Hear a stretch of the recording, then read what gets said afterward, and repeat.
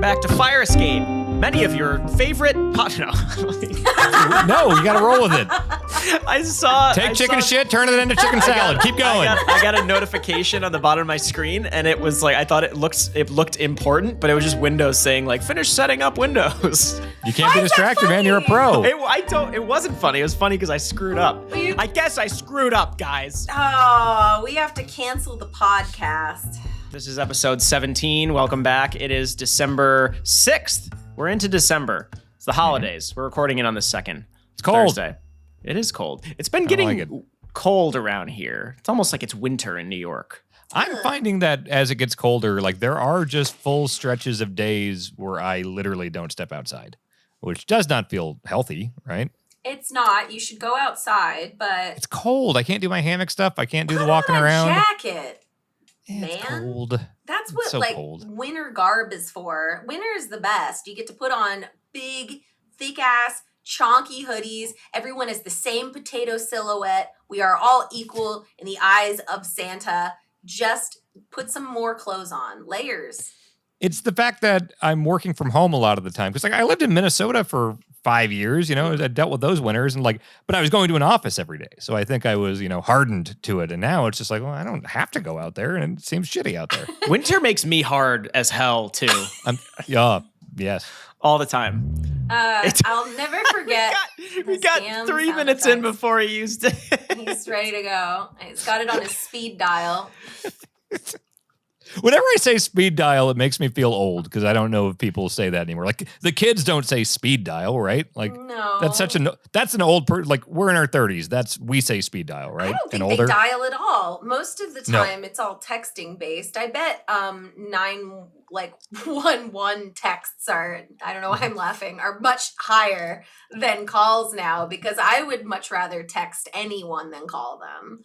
I don't think you can text 911. I think you can. A lot. No, I've looked it up, and I think in some cities and countries they have like a thing for that, but they don't for most. I mean, that's ridiculous because in an emergency situation, I would much rather text someone, especially a secret situation. Of course, you're like in a closet or something, But no, you can't. Look it up for your city.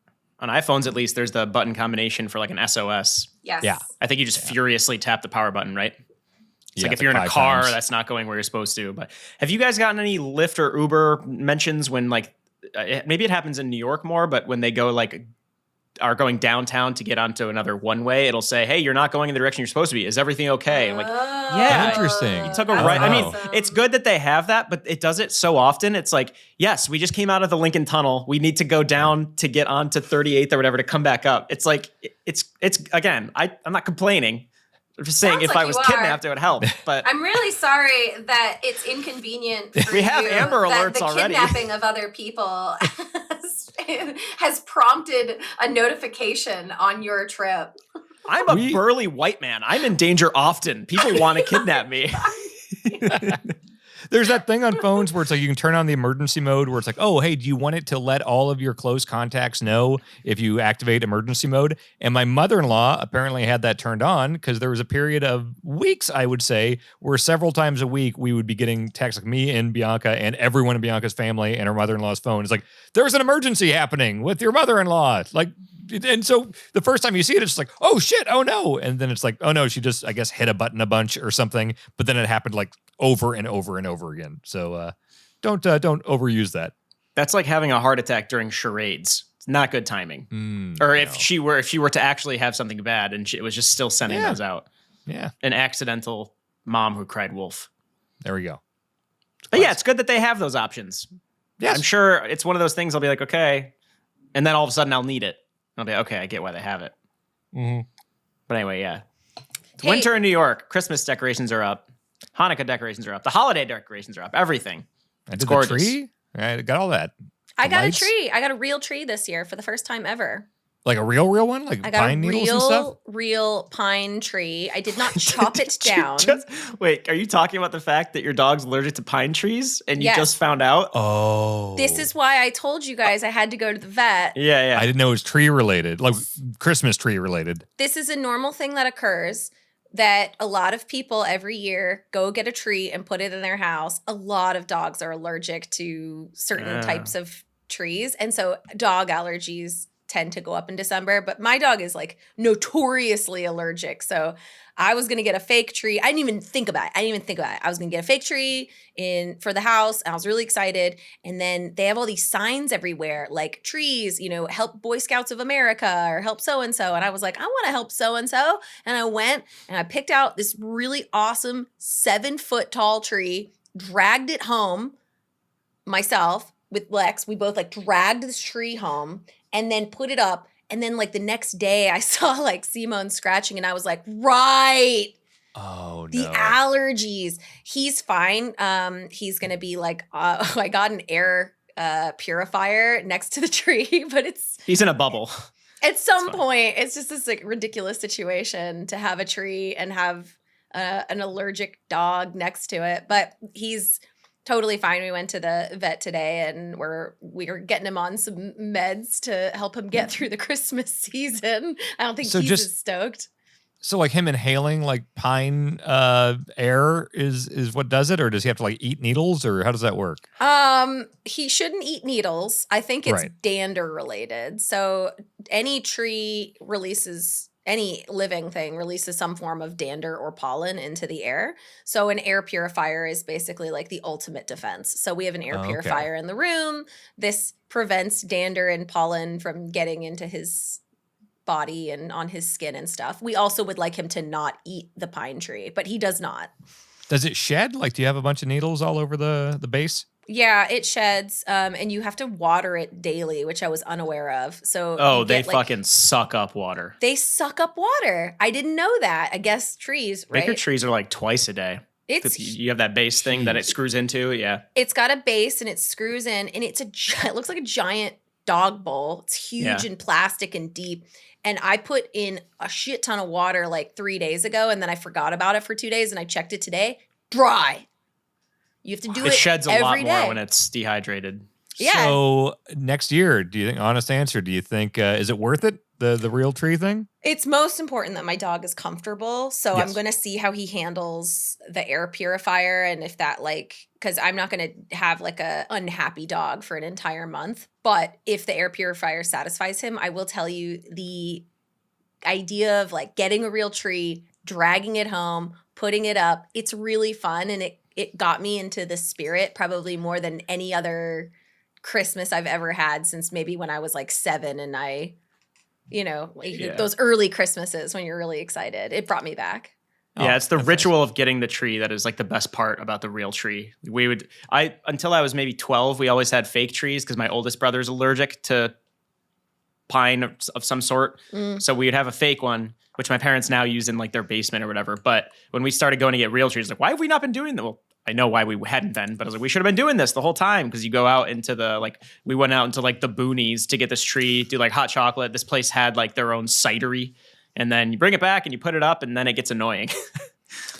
Yeah, I think we're trying to do the middle ground where it's like, I like the smell of real trees, so we got a fake tree. It's like 6 feet tall, and then we bought senticles. Have you heard of these? Oh, yeah. That's the middle ground. If there's middle ground's a flexible term there.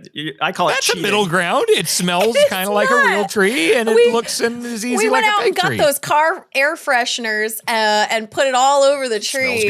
Smells good. 50-50. Smells great. The whole tree just kind of folds out, and it's super handy.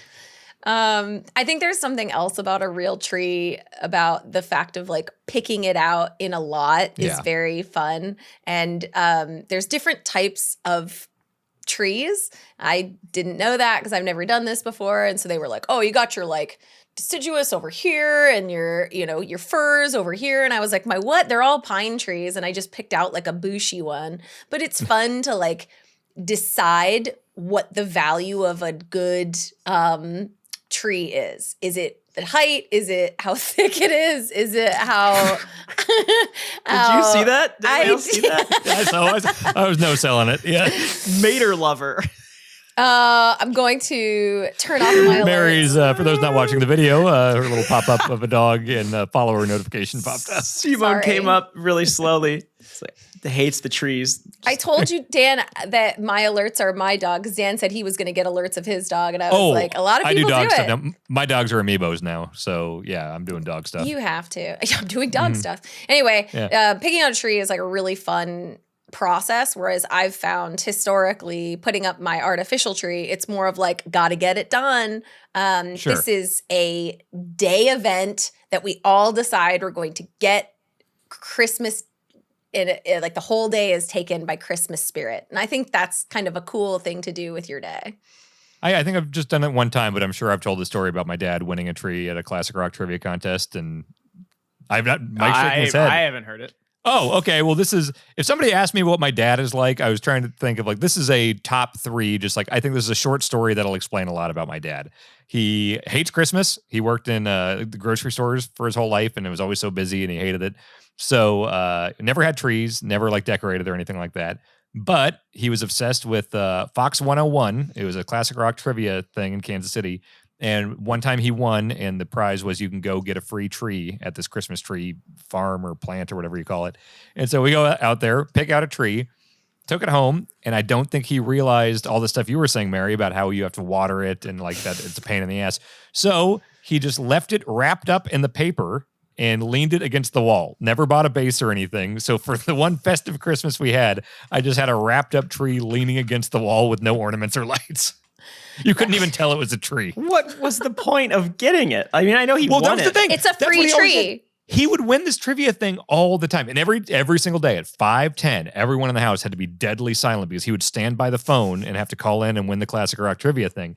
And the prize would frequently be like, oh, here's tickets to the Ice Capades, or here's a CD you already have or don't want. But every single time he was so obsessed with getting free stuff, I had to go to the radio station with him a bunch, and he would go pick up this thing that he didn't want and try to sell it on eBay or something. Is he good at trivia? Yeah, he knows a lot of classic rock trivia stuff, yeah. Specifically classic rock trivia. Very specifically, yes. It's so funny. I would have thought that story would have been like we had a tree and he was smoking a cigarette and the tree went up because No, he didn't start smoking until he was his 40. Cigarette out in the tree. No, I was 20 when he started smoking. What a time to start. It's a fascinating human being. The like uncoolest time nationally when it is like ultimately not acceptable societally to be a smoker. And the perfect time to get really, really defensive and pissy about society moving past cigarettes. I mean, you can't do anything as a smoker. My dad was a smoker when I was a baby and quit when I was 20. So the opposite. And my dad was like, when I was a smoker, people like moved away and were like, this table, sir, the smoking table, it's got a window, it's in the middle of the restaurant, it looks nice. It was like they were treated almost better somehow. And he was like, not anymore. Now they make you get 10 feet away from the front part of the store. He's like, no wonder I quit. And I was like, good.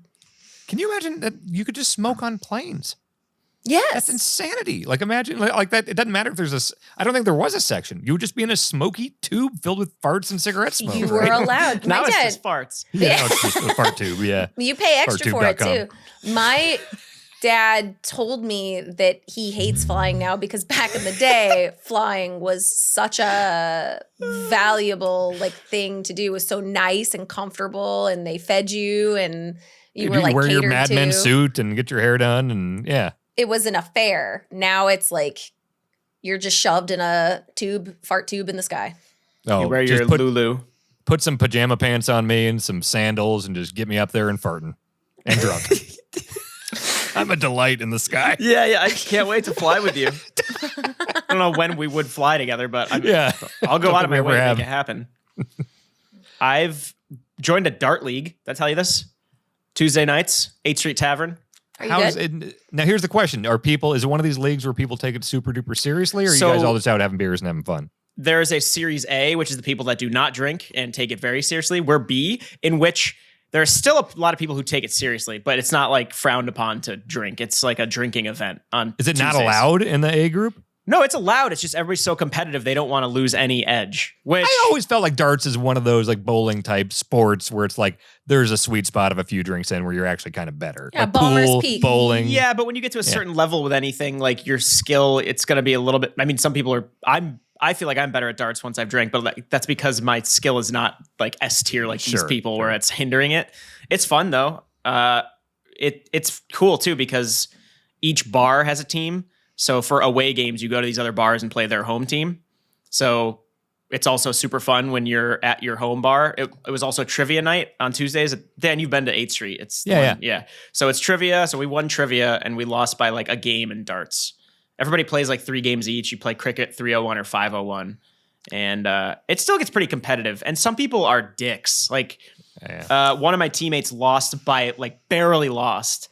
And a woman on the other team came up, the one who had beat her came up to her after. She's like, hey, if you have like a spare Saturday, want to come here? I could show you how to throw a bit better. And I was like, oh my God. Dick move. I know. I was like, this is going to break out in a fight. Everybody has sharp weapons too. I just realized there's been a dart stabbing on. Again, you could kill someone with a dart, right? Oh yeah. Jam it into like their temple. No problem. Could you break someone's skull with a dart? Yeah. If you do it hard enough. The right part of the skull. Would you have to be super strong, or could like you would have to do it pretty hard? But they're like solid metal spikes.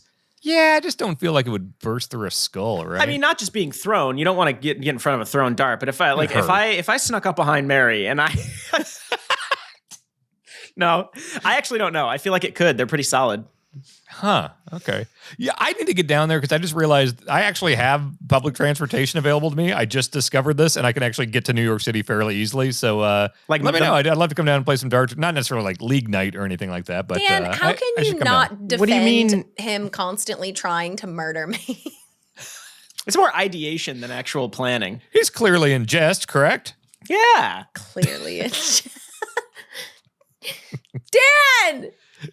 I can't. We're on a Zoom call. We're in several different parts. We're in different parts of the country. No court in the land could put me on trial for this. Oh yeah, because that's what you're concerned about. Going to jail. I'm not gonna murder anyone. Hey, my hands murder. are clean. My hands are clean here. They are filled with the blood on the darts from Mike's hand. If you do not tell him not to murder me right now. Okay, here's the part where we're broadcasting this, so I'm gonna be safe. Mike, don't murder Mary.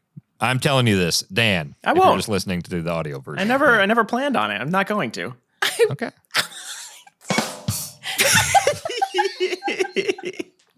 No, I wouldn't. But to go back to your question, I think it probably could kill somebody. Yeah.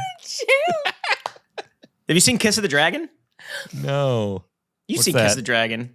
Jet Li with the needle sticks it behind like the pressure point behind their ear, and then it paralyzes them. Oh God, it's fucked up. It was a good movie. It was like a kung fu movie. I haven't seen many Jet Li movies. I saw Lethal Weapon 4. He's in that. Mm-hmm. I never saw the one with DMX. What was that? Romeo Must Die. Mm-hmm. And what else was he really known for? I never saw the one, right? Or Hero? Oh, yeah, the one. I forgot about that movie, but I watched it a lot. I watched a weird number of Jet Li movies. Speaking of the one, what? I did just watch all 3 Matrix movies with Bonk for the podcast. Oh my God. I don't know how long it's been since you guys watched those. 6 months-ish? No. Oh, you watched them all? Like a year I watched the trilogy, yeah. Okay. Yeah, it felt important to do before the new one comes out because it seems like I'm going to have some understanding of what happened in 2 and 3. Do you think you do need some understanding, genuinely? Yeah, I think so. Because, look, can we spoil a little bit of Matrix stuff here? Folks, I'm giving you a heads up. They came out in like 90s, early 2000s. 2003, I've never 1999 and 2003. Oh, okay. Amanda and I, I'm going to watch them soon. I've seen 1, but I've never seen 2 and 3 because I don't care. I'll just say because of what happened in 3, like, if you even see the trailer of 4, it'd be like, wait, what's going on here? Like, I do think 2 and 3 are wild fucking movies. They're really wild. It's generational. Like, the young kids aren't going to be like, let's watch the trilogy so that we can watch 4. They're just going to see the 4th one. They have to figure it out. They have to make sure new people who've never seen the trilogy understand what's going on. I wonder how they're going to pull that off because like that gets complex 2 and 3 do. So I wonder if 4 is going to kind of reboot everything and just be like, hey, you can just watch 4, or I would have to imagine it's going to have a million callbacks and stuff to the original trilogy, which I forgot everything from 2 and 3 until I watched it again, and a lot of it is worth forgetting. It turns out they get into some weird stuff, and there's also a lot of not real world, but real world in the sense that they call it the real world. Implications, yeah, where it's like, wait a minute, this isn't in the Matrix. How's he doing this shit? I don't know. Yep. A lot of questions, but still fun. They're very fun to talk about. I'll say that. I think 2 and 3 are bad movies with interesting ideas, and we had a lot of fun talking about it. Jesus, what are you doing? My cat's freaking out. I liked them more when I watched them a year ago than I remembered liking them, but that wasn't like a high bar.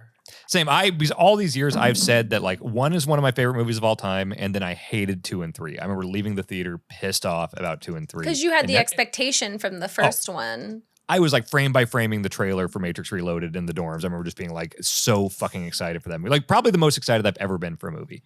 And it let me down so much. But I did like them more this time because we took the time to like look stuff up and talk it out and figure out what was going on. So like I do understand them for the first time and they're interesting, but again, they're bad watches, basically, with some cool scenes. Had an orgy scene. There's the orgy scene. There's the highway thing. There's the part where the French guy feeds the lady a cake and gives her an orgasm. Yeah, the cake. Yeah, that's he programs Monica a cake. Bellucci? Yeah, Persephone. Yeah, Persephone. Yeah, and the Merovingian is the guy that gives the cum cake. Yep, Cum cake. Cum cake. You saying cum cake reminds me of when you mistakenly called the deep stink in The Ascent the stink puss. And I think about that maybe once a week still and laugh in the middle of like Zoom calls and have to turn my camera off. One of the most grotesque things I've heard. I wasn't that far off. You were pretty far off. There are some implications of what you said. I was making a point about how they were doing some juvenile humor. I would not do that. I was calling them out for their juvenileness. Yeah, okay, you made the point. Yeah. Oh, yeah. It was just 10 times more vile than it needed to be. I love that defense, though. You see, I'm talking about the cultural implications when I say stink puss. That's what I do. Yes. Dan. I'm a critic. I am analyzing culture I'm when glad I you say get it, stink Mary. puss. You understand. Thank you, Mary. You're the Roger Ebert of grotesque reviews. Yeah. 2 stink puss up. Again, if we named podcast episodes, that's the one for this week. Those are alternate titles for these podcast episodes. What was the one? Because if it was 2, it wouldn't be. It would be stink pussies.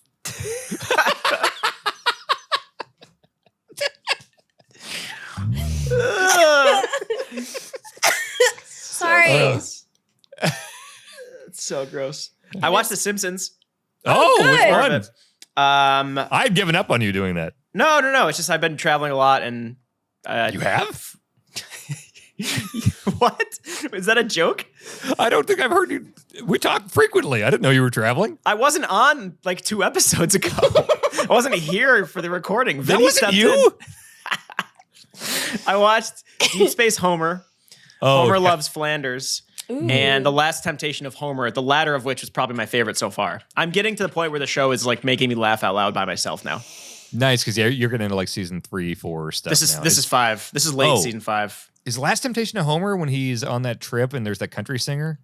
No, it's the girl Mindy that they hire because they want to show they need to hire a woman at the plant. So that's right. Oh, right. I'm mixing up the like Homer being tempted stuff. I wrote down a few jokes that I really liked. Okay. Please. The Last Temptation of Homer is also the one where Bart inadvertently becomes a geek because he gets glasses and the hair shit for his scalp and the big shoes. Right. Yeah. So he walks into the classroom.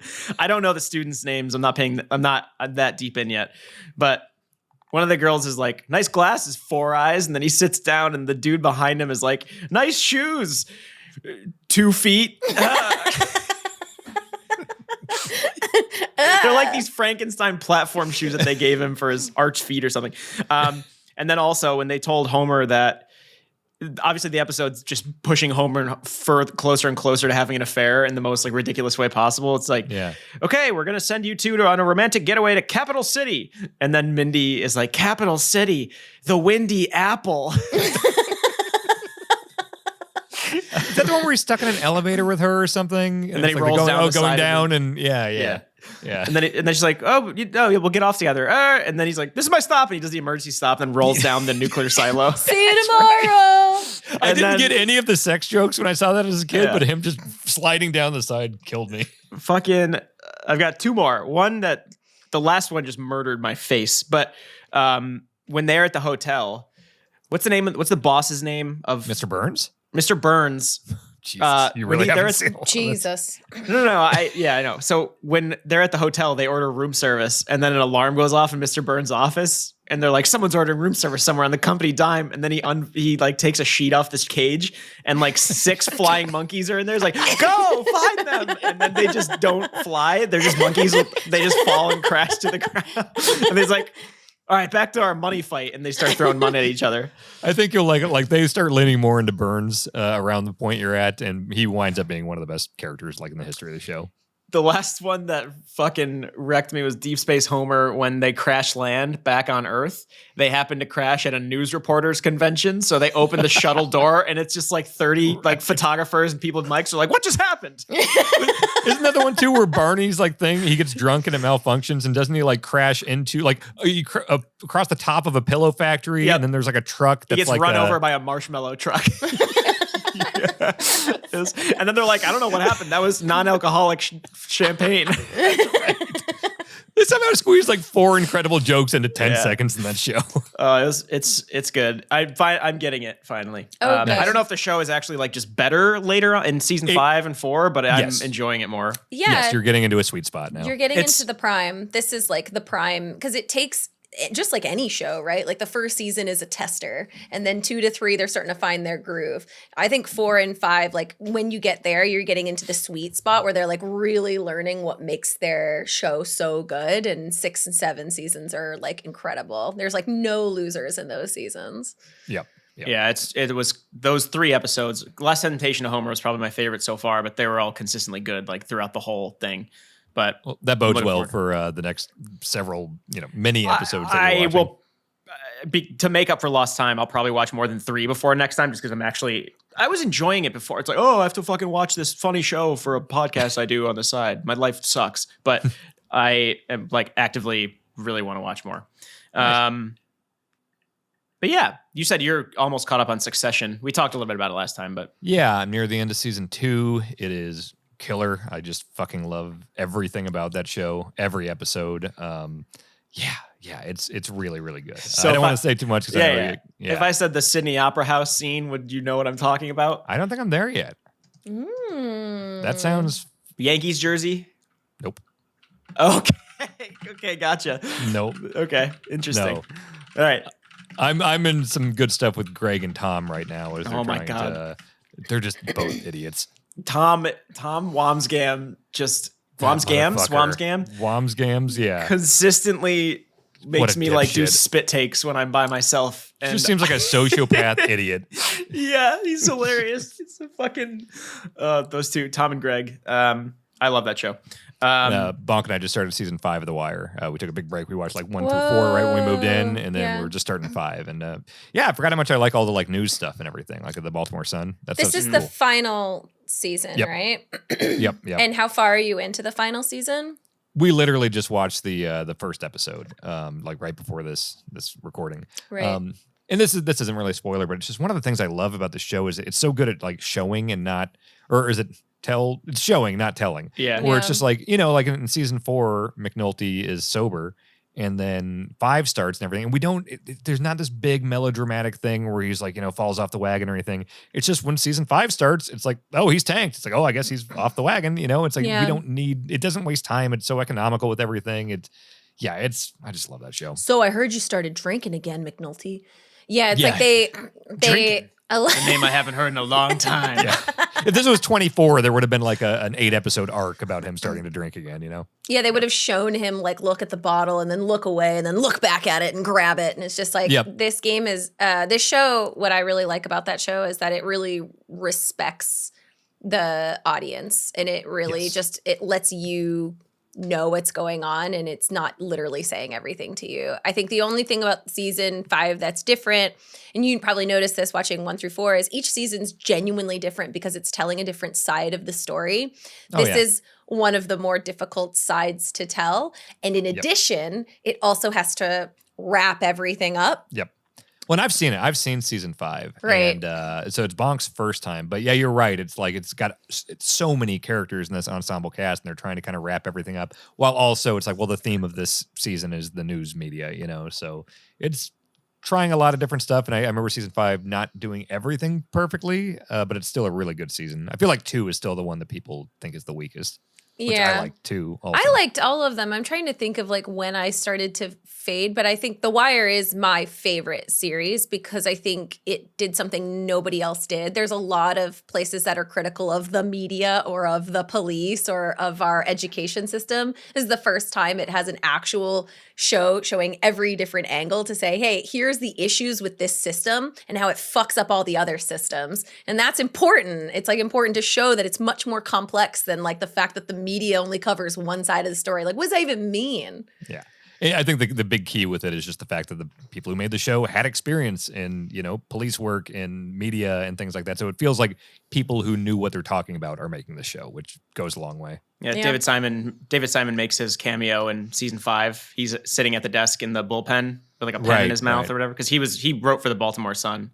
Yeah. I like season 5 more than a lot of people do. I think a lot of people thought it was like quote unquote self-indulgent because a lot of them were like journalists back in the day who just wanted to end the show with that. But sure, yeah, but it's I like it a lot. Anyway, we got some big games to talk about. You guys want to talk about video games? Let's do it. Okay, I think the game that a lot of people are talking about today, the episode published like right at embargo, Halo Infinite. Yes. You guys played campaign, or I'm sorry, you guys played multiplayer. I played multiplayer, but I also have had the campaign for about a week and a half now. I'm pretty curious about the campaign because that's something not everybody has had access to. Tell me a little bit about what you think about the campaign so far. In a sentence, Halo Infinite's campaign is rad. It's the most excited I've been about Halo since I liked 4 and 5. I did not like 4 that much. I liked 5. People who say those are bad games often get a bit snarky about it. They're not bad games. I would just say they're incredibly forgettable. Yeah. I played both of them. I remember enjoying those campaigns and then like instantly forgetting everything that happened. Sure, yes. And then, so Infinite, they did that preview event where people were talking about it. But obviously it's the big thing is like it's semi-open world now. And it works phenomenally well.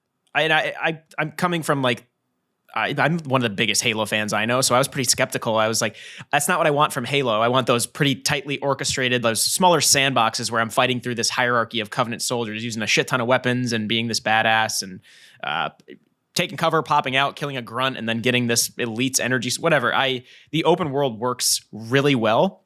But do you still get those smaller encounters, those skirmishes? Oh, yeah. So the crazy thing about it is that you come across those kind of skirmishes just organically in the open world. There could be a checkpoint of brutes or elites who just like you run into when you're in the Warthog with a bunch of Marines, and then you get out and it becomes one of those firefights.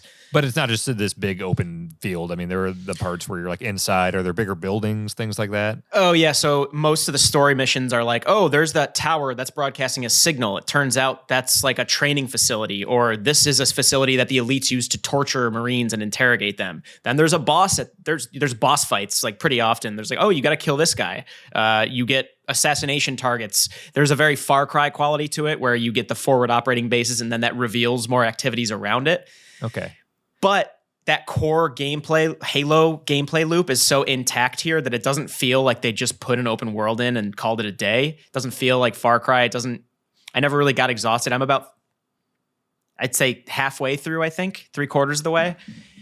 And you're just coming across these story missions naturally in these bigger structures. And then you're also just coming across these smaller firefights in the middle of like, it's pretty well orchestrated world. It's not like needlessly big. There's like roads you can follow on the Warthogs and, you can call in different vehicles and summon Marines to help you, but it's all still pretty like tightly designed.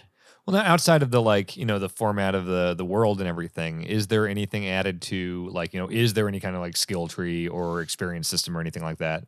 Yep. Yeah, there's a few. There's Mjolnir armor points, which just upgrade. You get like the grappling hook. You get a motion sensor, which is actually pretty cool because you can outline cloaked elites when you shoot it at an area. And then each of the items you get has like its own individual. Your audio cut out. Sorry, I got excited and pressed the mute button. What was the last thing I said? Cloaked elites. Oh yeah, so you can like each of these items has their separate upgrade lines. There's not a tree. It's pretty simple. It's like 1 Spartan point to get the grappling hook to launch you farther. 2 upgrade points, and the next part will recharge it more quickly, so you can kind of chain stuff in like the air. Arkham City or something. And not to that extent, but close. You can become pretty acrobatic in this game if you get good with the grappling hook. But yeah, then if you kill an assassination target out in the field, you then get its weapon to summon at forward operating bases at your leisure, like an upgraded plasma sword that you can then call in. There's also just these little like caves and nooks and crannies where you can come across these like upgraded shotguns that just do more damage or shoot in a wider spread or something. Well, you mentioned the grapple. So in multiplayer, that's all tied to RB, and like you could have the grapple or you could have the threat detector or whatever. Like, do you always have the grapple mapped to RB in the campaign? Yeah. So what you do is to change grenades, you press left on the D-pad to manage your grenades, and then it'll bring up. You then press one of the 4 directional pad buttons to select their grenade. Same thing with the grapple hook. Oh, okay. As far as I'm in the campaign, you'll press right on the D-pad, and that'll bring up a smaller D-pad, and grapple hook will be right. The motion sensor will be up. Other items will be on the other 4 prongs. So as far as I'm in, you don't lose the grapple hook from what I've seen. Do you still get those moments like in multiplayer? Some of the most thrilling stuff is like there's a Banshee flying around and I grapple hook to it and like, air jacked it or whatever. Can you do that stuff in campaign? Yep. Yeah, it's all, the physics are all still there. It's actually, I didn't expect it to be so physics driven in the open world, but they really lean into the chief being this fucking 3 meter tall beefcake, and he can pick up, they just let you pick up explosive barrels and throw them like grenades. Is it those coils, those blue ones? Yeah, I love doing that. There was a challenge last week for that, and that's fun as hell. Yeah, the vehicles, it's fun to go off jumps. The Marines are always cheering when you land, or like the game doesn't take itself that seriously, which is refreshing because Halo has always taken itself way too seriously. I say that as a big Halo fan. Yes. The chief is kind of funny. There's a line, and this is kind of just a badass line, but I won't spoil anything specific. You take out this big target, and then a companion tells you, "Oh, they used to call him the Terror," and then Chief's like, "Not anymore." And then she's, yeah, exactly. But then they're like, "Oh, yeah, he's got a bad reputation," and then Chief's like, "So do I," and then he punches the computer he was looking at. It's awesome. Nice. Yeah, it's impressive how often it still feels like a classic Halo game, but then you're like, "Oh, right, I have like these 4 activities to go pursue to make my weapons better and make my armor better." You just get shield upgrades that make your shield capacity higher. So you're just getting progressively stronger. And then you go into these story missions, which there's not like a loading screen between the open world and this tower. It's a gate you open, and then you're freeing a bunch of Marines around the exterior, and then they're all following you and helping you out. And they're like, "Oh, we're with the chief. Hell yeah." And they're psyched up. I think that series sorely needed something like this, based on what you're saying, is because like Bungie raised the bar so much for console FPS with those first 3 in Reach and ODST, and then like everyone was skeptical about 343, but they made decent games. They weren't train wrecks. The Halo series raises the bar basically, and they didn't raise the bar. They just kind of like at best kept the status quo, while Bungie went and actually did a bunch of like daring new stuff with Destiny that was actually kind of changing some stuff around. So like I feel like if 343 didn't do it this time around, it would just kind of like the Halo name would probably lose a bit of luster. So it's cool to hear they're actually like changing stuff here. It feels like the first time 343 is like carrying the weight confidently and actually pushing things forward, which is great. Been rooting for them since Halo 4, but I think we all were. I don't think anybody ever was like hoping that they would drop the Halo. It's a beloved franchise, and it's really refreshing to hear that they've also found a bit of a sense of humor with it, because historically I haven't seen that in the series either. That really helps lighten the load of this like very stressful thing that you're supposed to carry on to a new generation of players. The idea that they can have fun. I'd love to see them like play with the chief a little bit, where he's not always like the ultimate, or, you can like play with him being like always feared or observed in just this pure form. That's fun to be able to do, and to take little jokes like that. Oh, they do. They're like making fun of Halo pretty often here, or they're taking shots at themselves, which is funny because one of the funniest parts is the death lines, or when an enemy kills you, they have specific. I haven't seen a recycled line yet, but it'll be a grunt that'll be like, a grunt will come over after hiding when you're like dead. You know, there's like that 3 seconds when your corpse is on the ground. Yeah. And the grunt will come in. It's like, I was cowering courageously. I was here the whole time. But then the brutes will be like, oh, it's just another dead Spartan corpse. Like they're all just like poking fun at the fact that like the chief can fuck up. If you're controlling the chief and you're being an idiot, you can fuck up just as much as anybody else. But yeah, I'm having a Dan's frozen right now. Dang. He's gone. Oh, he'll come back. Yeah, he's gone this time. He'll be back. Hopefully he'll pop back in. Well, that's awesome. How do you think, how far are you into the campaign actually? I think I'm about halfway. And how many hours would you say you've been playing? About 6. Okay, so maybe a little more. Not too far in, but yeah, so it's not like a wicked long campaign. And I think maybe they're probably banking on the fact that multiplayer helps pad out your play hours, your time. I mean, it's substantial, and you can take a lot of time exploring that world. If you're going for like 100%, there's stuff that's not even marked on the map that you can get, like those legendary weapons, but it feels like a lengthy campaign. Like I'm trying to remember. I mean, I remember Halo 2's campaign was like a bit too long. 3 shortened it a bit, but it feels like a good length for a Halo campaign. I just got back. Were you saying that it was 6 hours and you think you're halfway through? I'm 6 hours in, and I think I'm about halfway through. Interesting. Okay, I guess that's a little shorter than I expected. I think anytime I hear like open world brought up, I kind of expect it to be much bigger. But I would prefer it to be 12 hours. Like I'm happy to hear of a solid 12 hours. To be clear, I don't know if it's actually 12 hours. It feels like narrative momentum wise, I'm about halfway through. But I could be awesome. It could be like 16 hours long. I don't know. I love that for open world. Like Miles Morales was that way, where that was a shorter one, but it was open world. And it's like it's kind of great to be able to play an open world game and not feel like, do I have 60 hours to spend in this world, you know? Yeah, no, it feels like so far I don't see myself getting burnt out on it. It's still got that classic Halo feel, and it's in like the minutia, but then it adds all these like bigger picture things that make it just feel pretty fresh at every corner. But are there side quests as well that you can like take on that have nothing to do with the campaign? And if you did them all, that would probably expand that time significantly. Oh yeah, I mean, you can go do these assassination missions. You can go intercept like armor cores being transported. You can go free Marines who then you can call in as reinforcements on later missions. Awesome. Those missions are all fun. It's just like these 3 Marines are captured and you got to go free them. It's just these small little. It's not like emergent gameplay necessarily. Stuff comes out of that, and like it's just that Halo insanity will just erupt out of the smallest little objectives, but it does feel.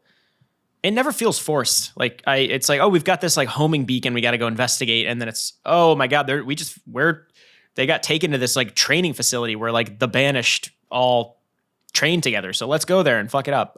So you said the variety is pretty good in terms of like mission objectives. It's not all just like go here and shoot everything. I mean, you're gonna go probably somewhere just and go shoot a lot of people. And shoot everything. You're still shooting. But I mean, are you doing interesting things or is it just? Oh yeah. Jackie's the story been missions. stolen.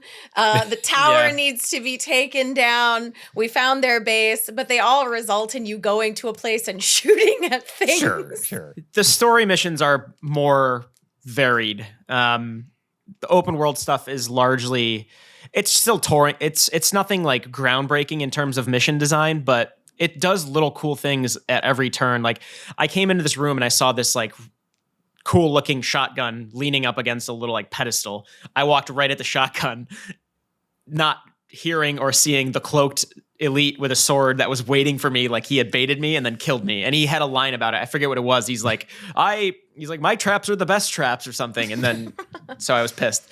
But no, the story missions are varied, and you're doing like, they introduce platforming in a way with the grapple hook and just how you traverse the world. That doesn't feel forced. I hate when people add platforming to first-person shooters when they don't need to, like Destiny did in a few of its raids. It all feels of a piece. Nothing feels.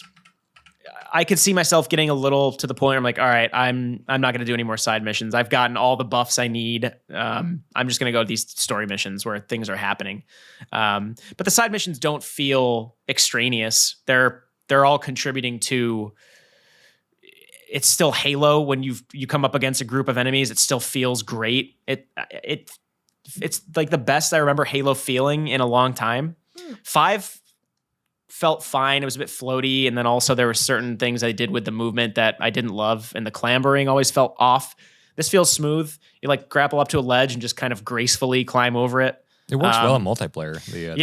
How does that transfer into multiplayer? Would you say that it feels good to play multiplayer as well, Dan? Oh, yeah. Like, I've always really liked Halo. I don't think I ever got obsessive about the series.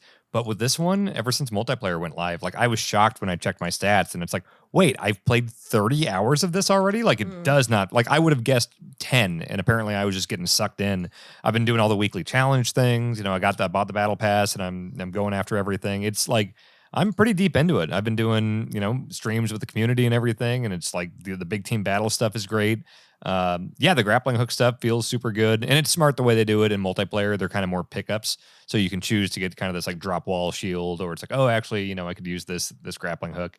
Some of the new modes are great. Maps are awesome. It's been a blast for sure. I will say that Halo's story has always had better moments than it does have an actual good plot. Sure. Opening scene of Halo Infinite, I almost forgot the name for a second. Vast majority of people will be like, what the fuck? Who is this? What's going on? Isn't it based on like the Halo Wars 2? Halo Wars 2 What are they thinking? Is the crucial, I'm telling you, if you want to really be prepared for Halo Infinite's story, play Halo Wars 2. I'm not kidding. I don't know anyone who has ever played that. It's a fine RTS. As an RTS nerd, I have problems with it. No. But it's a for an RTS design for Halo fans. I'll just be stupider on the lore. I've never understood Halo lore. Luckily, Polygon.com, a fine website about video games, has a story explainer up that you can go read right now, which will be really helpful because right away this game is like, I kind of appreciate that.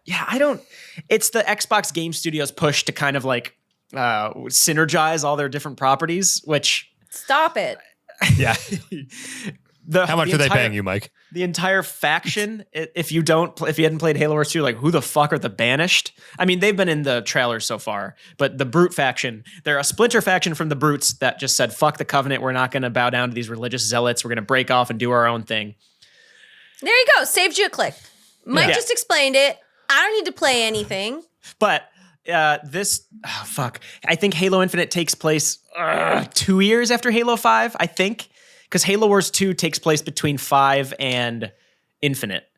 So are all the orange Promethean, whatever the fuck those guys were called, are they gone now? So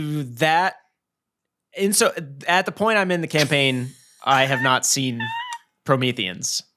Right now, I'm just fighting the Banished. The Banished. I don't know what... I've played every Halo game to completion. I don't know what the Halo is. Like I have no fucking idea what's going on in that lore.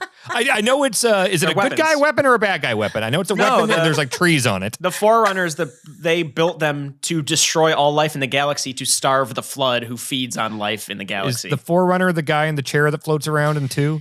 No, he was a prophet of the Covenant who like kind of promised the Covenant races that he knew the answers and brought them on the great journey. The Forerunners are, oh my God, they're not really... The Prometheans are like the warriors of the Forerunners. So you see the Didact. Remember the Didact boss fight in 4? Yeah. Is the Albatross still alive? The Albatross. Is that from the guy 5? you play, the bad guy you play as in 2? Oh, the Arbiter. Yeah. Yeah, he's alive. He was in Halo 5. Okay. What else do I know about Halo lore? You go to There's a silent cartographer? Yeah, there's a cartographer on every Halo. It's just the map room for Halo. I just know the map name, yeah. That was a good mission. Warthogs, are those still around? Yep. You've seen those in multiplayer. Plasma grenades. Yeah, like plasma grenades. I seriously have no idea what the fuck the Halo is. And I don't know if it got blown up at the end of the first one. There's 7 of them. Okay. Yeah, because are they still around? Well, not the ones you destroyed. The first one was Installation 04, which they called was that Alpha Halo? And then Halo 2, you go on that jungly one with the Hell Jumpers. That's Delta Halo. Halo Infinite takes place on Zeta Halo. Okay. You have 3 sentences to explain to me what the fuck the deal with Cortana was. I don't Here's my understanding. She was good. She was a good like Alexa robot thing that helped you out. And then in 3, she went crazy and she talked you through like the inside of a butthole. And then I think she turned evil. And then they might have loved each other or something, but she's a robot. But then she went corrupt and helped the bad guys. Is any of that correct?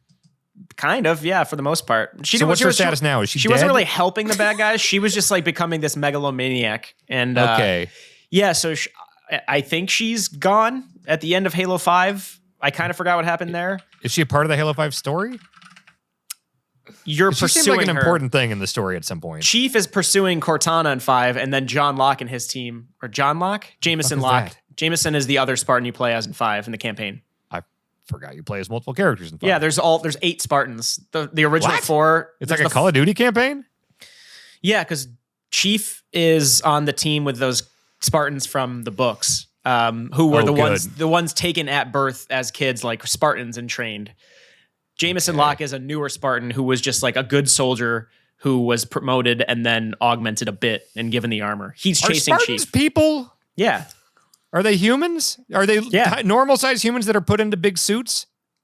The newer Spartans are. Chief and his like 60 Spartan 2s, they were the ones taken as kidnapped by Dr. Halsey as kids and then augmented. Like most of them didn't survive the augmentation process, so they could wear this state-of-the-art suit that would just like break the bones of any other normal human who wore them. Is the they suit stopped taking what makes the Chief big, or is the Chief No, big, he's like it?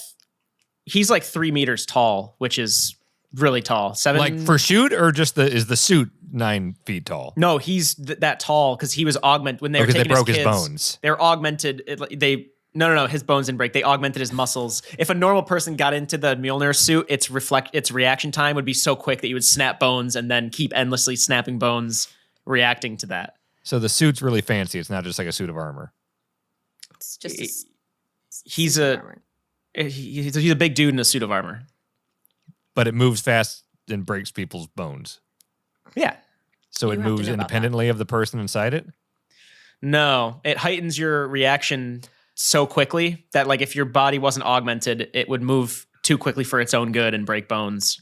Well, is there a lore reason why Master Chief sucks so much as like a person talking to other people? Like, because every line he just seems so like robotic and like he doesn't seem like a human. Is there a lore reason that he sucks? Cool, he was kidnapped. He was kidnapped when he was 6, and his whole life has just been training to murder people. According to the book, Spartans were created to fight human terrorists before the Covenant ever came to our galaxy, and then they were used to fight the Covenant. But like Liquid Snake was a clone that got thrown into the Air Force, and he's got a personality still, and he's funny. Oh like, yeah, Master Chief sucks. I'm not trying to tell you Master Chief is cooler than Snake. I agree with you. I think saying Master Chief sucks is a bold choice. I think I love Halo, but I've always thought Master Chief sucked ass as a character. The lore sucks ass. I just think he sniffs his own farts a little bit. But when you're in that suit, like, you have the prestige to be that way. He was always to me just like the most like just faceless, boring action guy protagonist. Like I always I love the gameplay in Halo, but like I always just thought it was the most boilerplate, just sci-fi shoot the guys story, you know? It was, and then they convoluted it a lot with like 40 different books and. But I hate that shit where it's like, oh, you have to read all the books and then play this game no one played. So the books, certain ones are canon, certain are not. I've read 2 of them. Fall of Reach is actually a good book. Like it's a good sci-fi book. No. I just want to play the game. It's unnecessary. And I also don't like this new idea where it's like, let's make sure that we lift every rock of lore and discuss how this character came to be and what they were like as a child. It's a Phantom Menace problem. I like just imagining that stuff with my own brain and then putting it together. They're doing the same issue with like the MCU. It's just like, leave it alone. Not everything has to be a full fleshed out film so that we understand it. I like not knowing all the nuances of all those characters, but it's interesting. I could not agree more. That's why Doom was good. Because there's like, here's a pistol, go kill people. And like anytime Doom was like tempted to explain something, they'd be like, we don't know why there's a chainsaw in here. It's contraband. Just use it. It's unnecessary. And I also think it's funny when they try to, and it's just like, we're just getting a little silly here. I'll like never forget when like Gears was like, we defeated the Locust, and then they're like, we got to make a new Gears, and it's like, oh no, now there's a swarm, and it's like the exact same looking enemy. The lambent. It's like, oh, they're the Locust, but they're glowy. They're like the same Dan, thing. And it's you just have like, claimed just Metal Gear admit what Solid it is the best piece of media. Yes, and the Metal greatest Gear story ever Solid, told. it's just all lore. Yeah, I'm That's not saying exactly what you're I'm not decrying saying right now. lore is bad. I just spent 3 hours talking about Matrix lore with Bonk, and it's fascinating. Metal Gear lore is amazing. I'm saying Halo lore sucks ass. Oh, well, yeah. I'm fine with lore in games if it's good. It's just almost always not good. The difference there, I'm being unfair, obviously, but the difference there is also like Metal Gear Solid is all pretty self-contained in the games, whereas like Halo does that multimedia thing. I love and that's reading. The thing. I appreciate it. Read as if I'm playing a fucking video game, give me everything I need in the fucking video game. Give me what I need get a to comic book enjoy for it. this video game. I shouldn't have to have a book on tape so that I can understand where the enemy's dad came from and why he's upset. Yes, this drove me insane. I worked at Funkoland when fucking Halo 1 came out, and the amount of dorks that came in gushing about Fall of Reach and saying I couldn't actually appreciate Halo if I didn't read the Fall of Reach. I've always fucking hated that attitude. Like, fuck you, get out of my store. I like that book just on its own. I haven't read it in like 5 years, but Eric Nyland struck me as a good writer back in the day. But I didn't like it. I didn't like it for the express purpose of going to my friends and be like, I know more about Halo than you now. I just liked reading it on its own. But I totally know the type of person who would do that. Oh, trust me, you work at Funkoland, you run into a lot of those motherfuckers. Yep. But no, I mean, which is all to say that Halo Infinite's story is a bit, it starts off real rough. It levels out a bit once it starts just focusing on, okay, here's why we need to kill this guy. Go do that. You're the badass here. I'm just the intel. Go do that. And Chief is pretty funny about it, and it's a self-deprecating. The dialogue is very self-deprecating. He gets a lot of wedgies. he gets a lot of wedgies from. Just like to reach like 5 feet up to get to it. You have to be super tall to give him a wedgie. There's like, imagine I'll give him a wedgie with him my just teeth. being so ridiculous. Whoa, Mike. No, not in a horny way. That's how tall I am compared to him. I'm 5'9" and a half. I thought it was a horny thing. No, it wasn't. For once, it wasn't. Well, now I'm horny. That actually kind of sounds like Chief's voice when you do that sound. Whoa. Chief, go turn on the relay. Chief, shut up, you're snoring.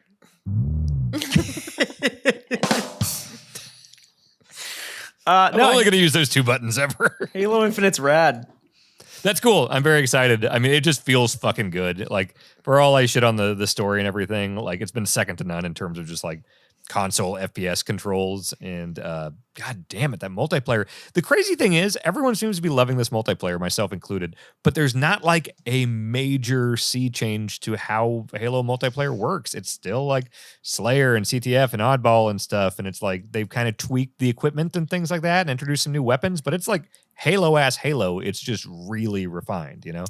Yeah, I don't envy... I mean, I haven't envied 343 for a while, but, like, it's always tough to explain what makes Halo good.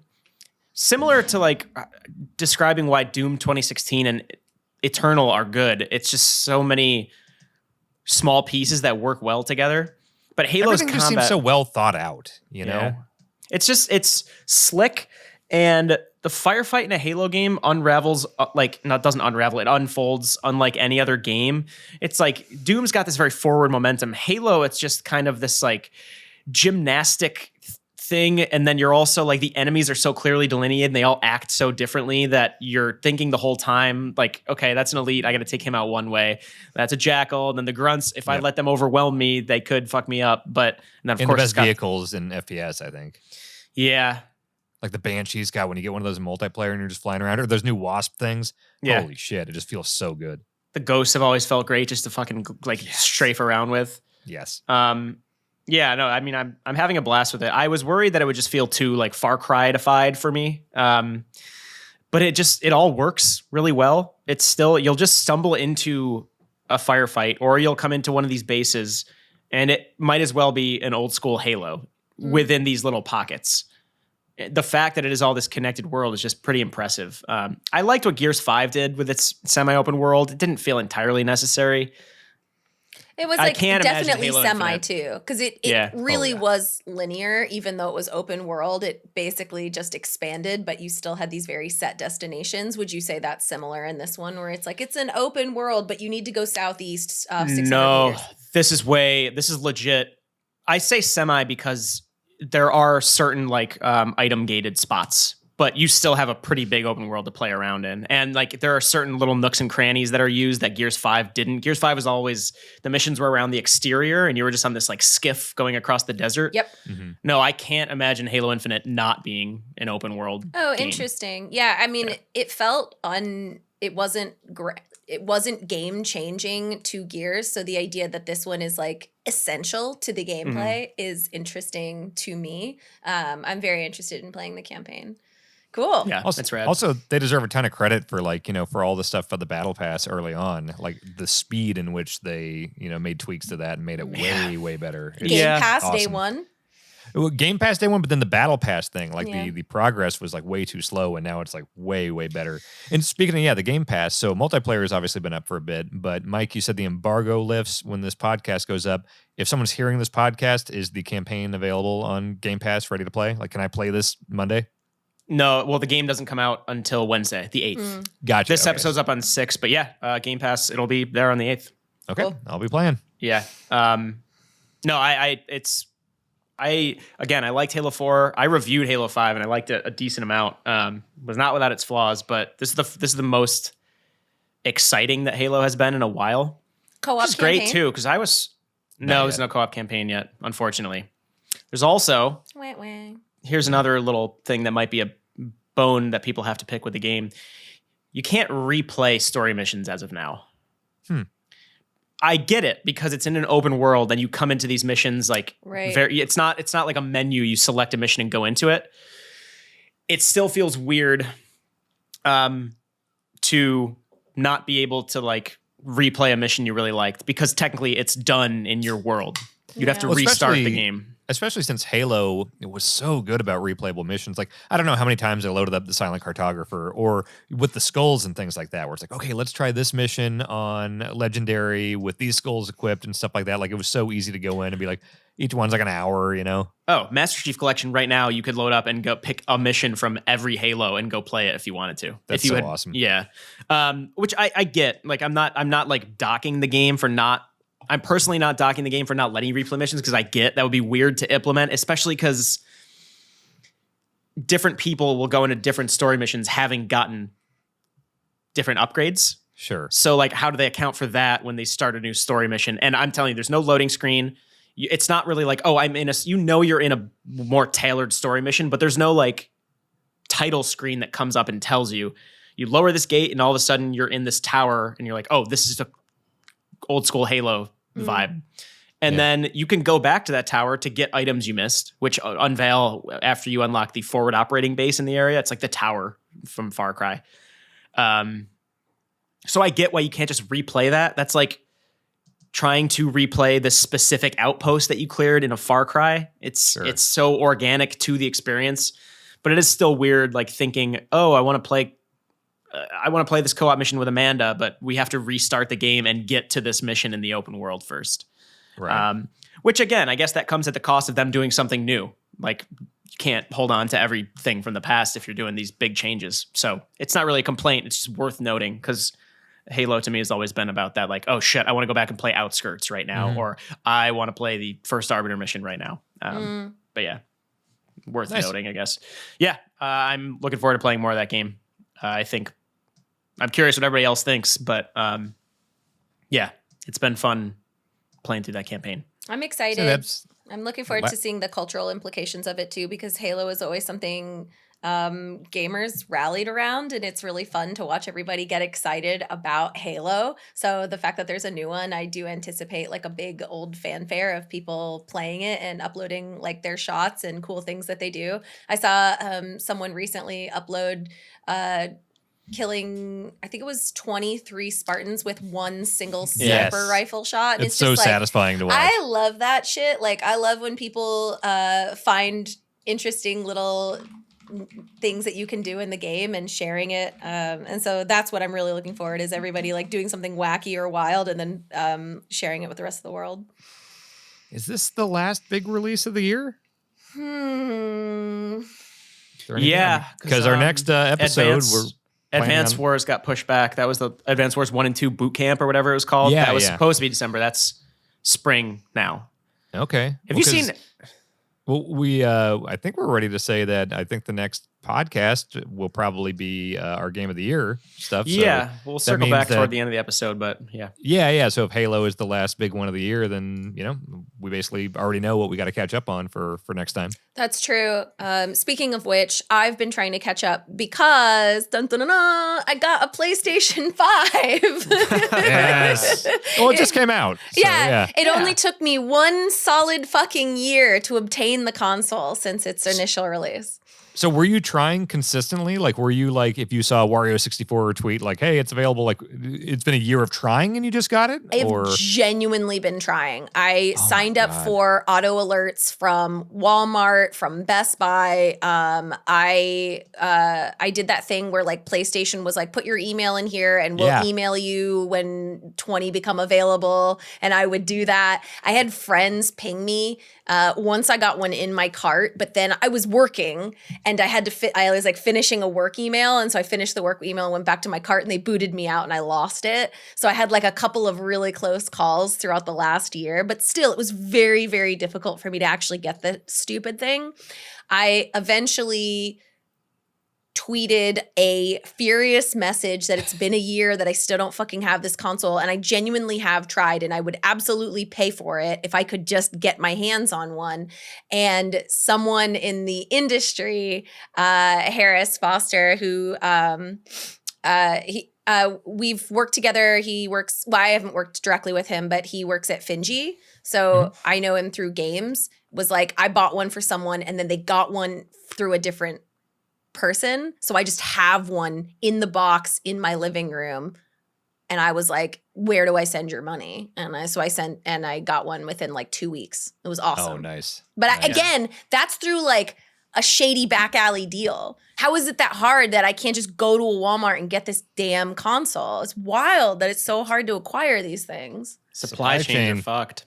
Oh, cars, jinx, same with you cars. Guys. Yeah. Anything that has that uses like silicon, right? Because it's like really hard the to chip get shortage stuff. Well, people, so people are like used car lots driving through New England for Thanksgiving to Amanda's parents or family's place. Used car lots are all like barren. Like cars are getting hit. It's fucking everything. Yeah. And then, I mean, this year, I don't know. We just games in general this year. I say this every year. It's like, I feel like this year was better than last in terms of games, but this fall was definitely not as like big in terms of releases. However, throughout the year, I found myself I'm always trying to pay attention to, Mary, you're probably better at this than Dan and I, but it's not just like paying more attention to indie games. I always pay attention to indie games, and obviously like, Polygon staff brings in a lot of different ideas to the table. So working there has also probably helped, but I feel like it just opened me up more to play things I might not otherwise take the time to, because I was like, oh, I'm focusing on the death loops of the world or the Halo Infinites. Whereas like more of this year was, a lot of this cool, like unpacking. I would not have thought that would hit me as hard as it did if I didn't take the time. I mean, I think that that's awesome that it is something that shook you. I think hopefully something that a lot of people learned last year with Hades is that smaller like indie games can be insanely good, right? Like you're not taking a dip or like in quality or just being like, I guess I'll play an indie because there's no AAA came out. There are indies that compete with AAA games and they're genuinely better. A lot of times what you're missing is the marketing. So you're just losing the awareness of these incredible games. This year as well, some indies have absolutely rocked me, like Inscription. Is just like phenomenal. So I think it's cool that you were able to do that this year and find things that you wouldn't have otherwise been able to play. And I think I am biased because I've been playing indie games for probably like the last decade, and it's why I'm in this industry to begin with. But I believe that when we have a slow year, I get excited because it's very likely that people will start to uplift and surface these insanely good indie games and give them a chance. And they can often be cultural phenomenons just the same. I mean, look at Among Us, for God's sakes. Like, that's just a fucking like slam dunk indie game that came out of nowhere. I mean, I feel like in the last 4 years, at least 2 of my game of the years were indie games between Hades and Stardew Valley. Outer Wilds, 2019. Outer Wilds, hot dog. I think. Oh yeah, that was so maybe 3 of my 4. Yeah. Fuck.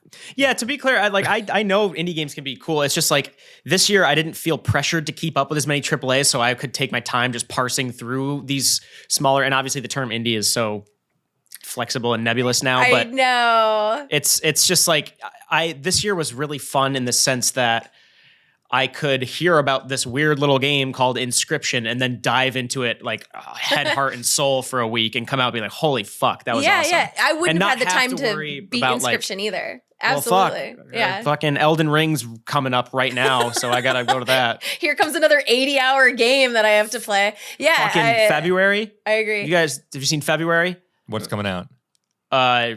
Dying Light 2, Horizon Forbidden West, Elden Ring. For me, Total War Warhammer 3.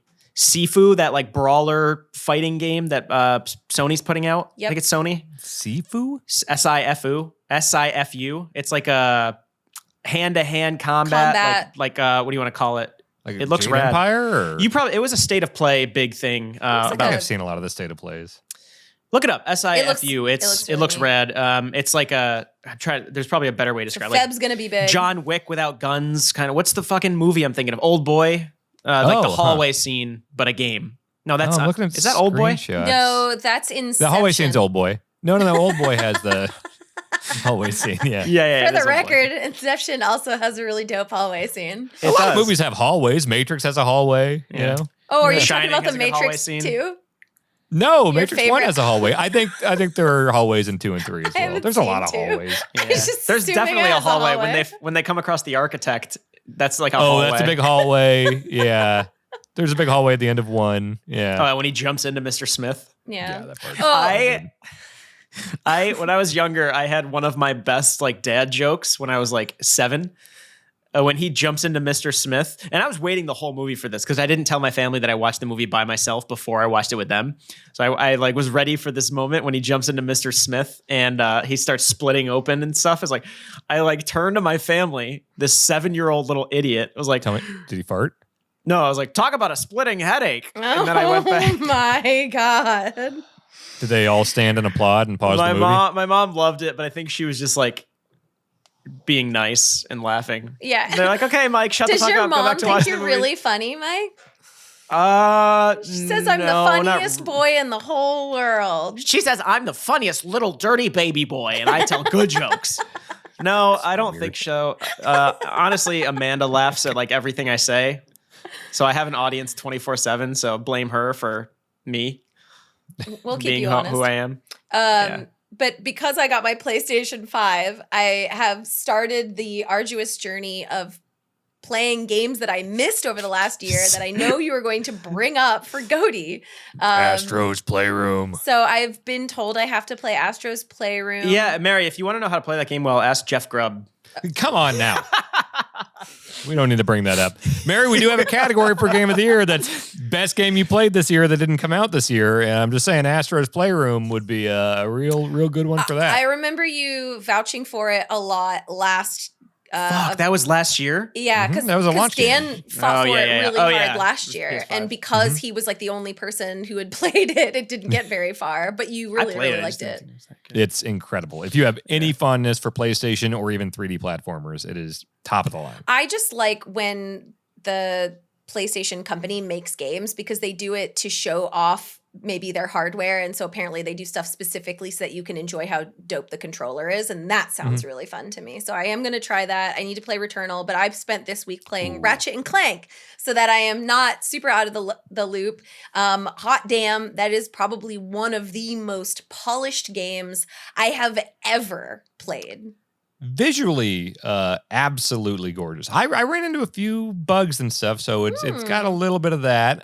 But like in terms of just like visual, just splendor, it is insane. I mean, like it's wild. The cutscenes between play, so seamless, and it really felt like I was playing a movie. It's really, really well done.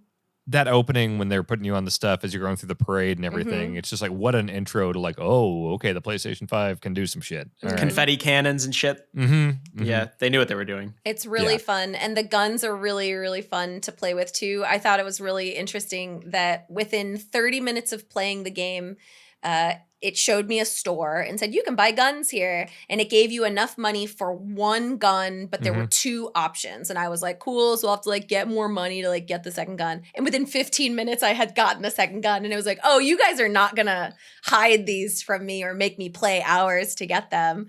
Within, I think, 3 hours, I have 7 guns. So it's like, I am lush with guns and I am able to experiment and play with them all the time. And I don't feel like I have to churn really hard to get more weapons and experiment.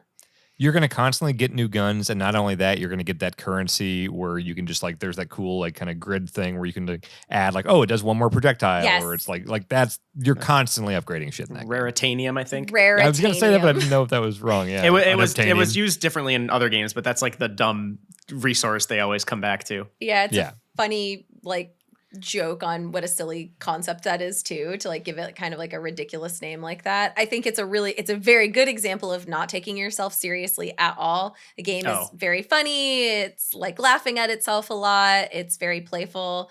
I think it's really brilliant. And I am sad that I missed being able to play it until now. Like I'm stoked. There's probably a lot of people replaying it now before Game of the Year stuff. Well, I think there's a lot of people who just weren't able to get a PlayStation, and now they are just getting a PS5. Yeah, you know, normies like me. Not all of us are able to get these. I got mine because someone from Jersey saw that I got screwed out of my GameStop, and then he's like, "Hey, do you want to buy mine?" I'm like, sure. I bought mine on Amazon.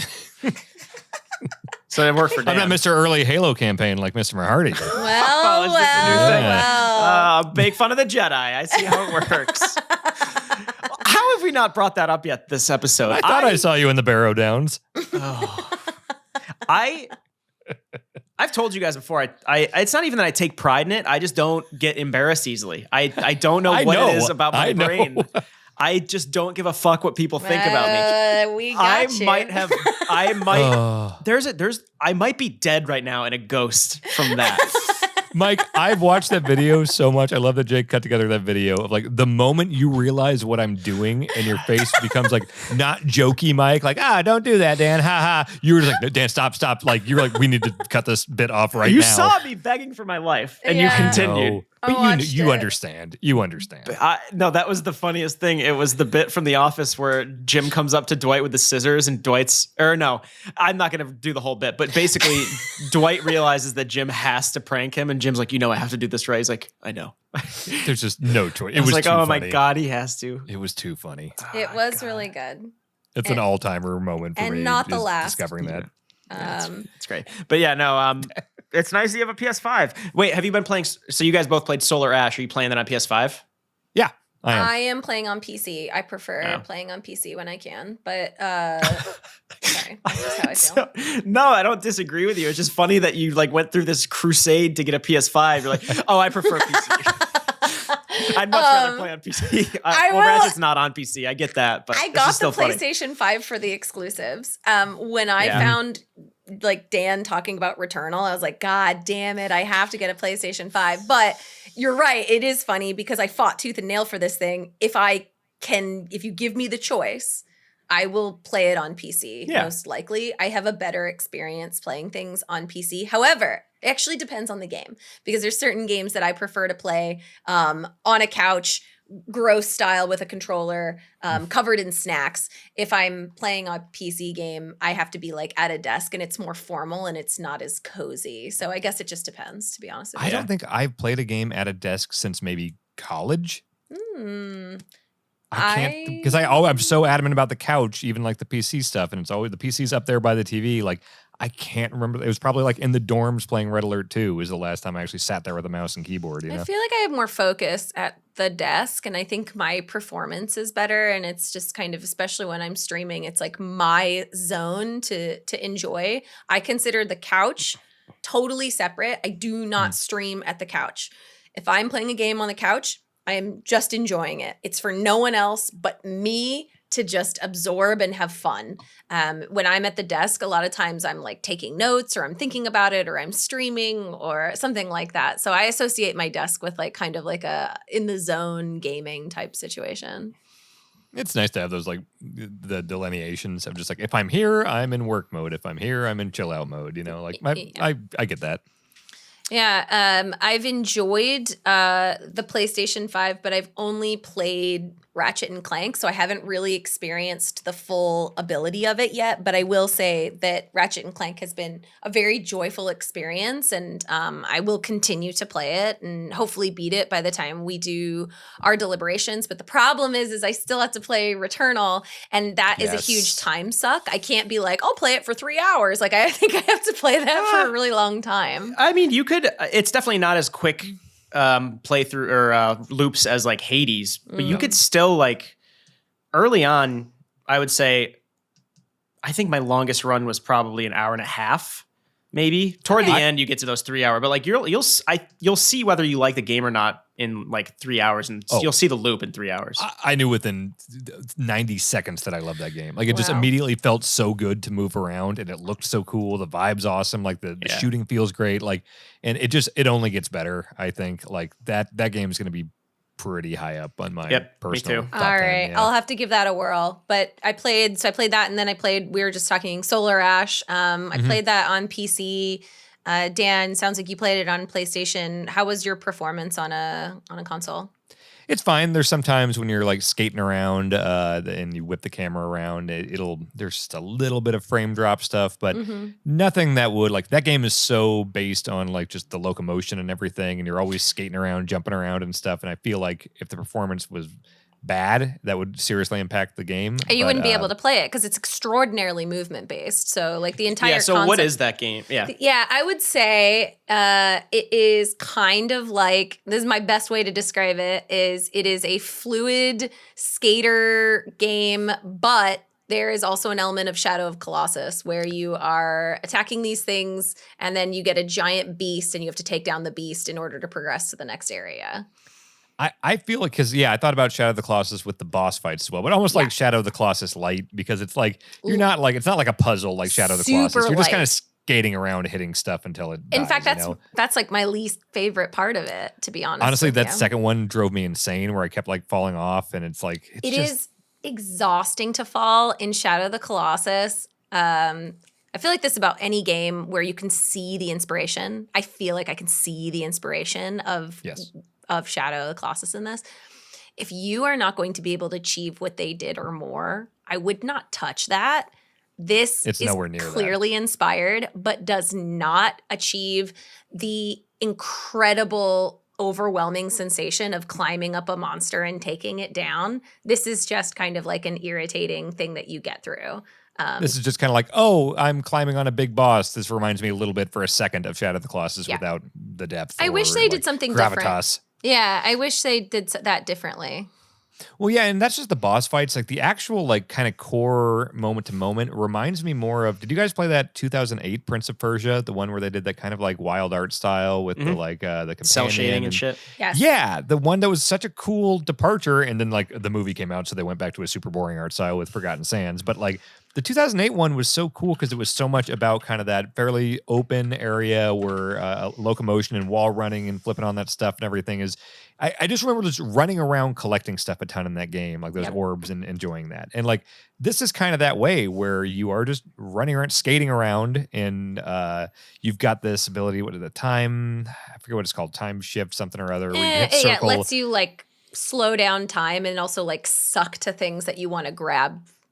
Yeah, you've got like a grapple thing, so like at certain points you can pull to, and you're just collecting stuff. And like that Prince of Persia, like combat is like not really a focus at all. Like every once in a while, there's a platform and there's two dipshits on there that you hit square a couple times. Like the combat's not super deep or anything like that, but It is kind of fun, like the fluidity of the movement, and like it immediately starts you with a double jump and all that stuff. Like, so it's not like it starts slow and you get all this stuff. Like, it's fun to move around from the second you start. I agree. How did you feel about the controls though?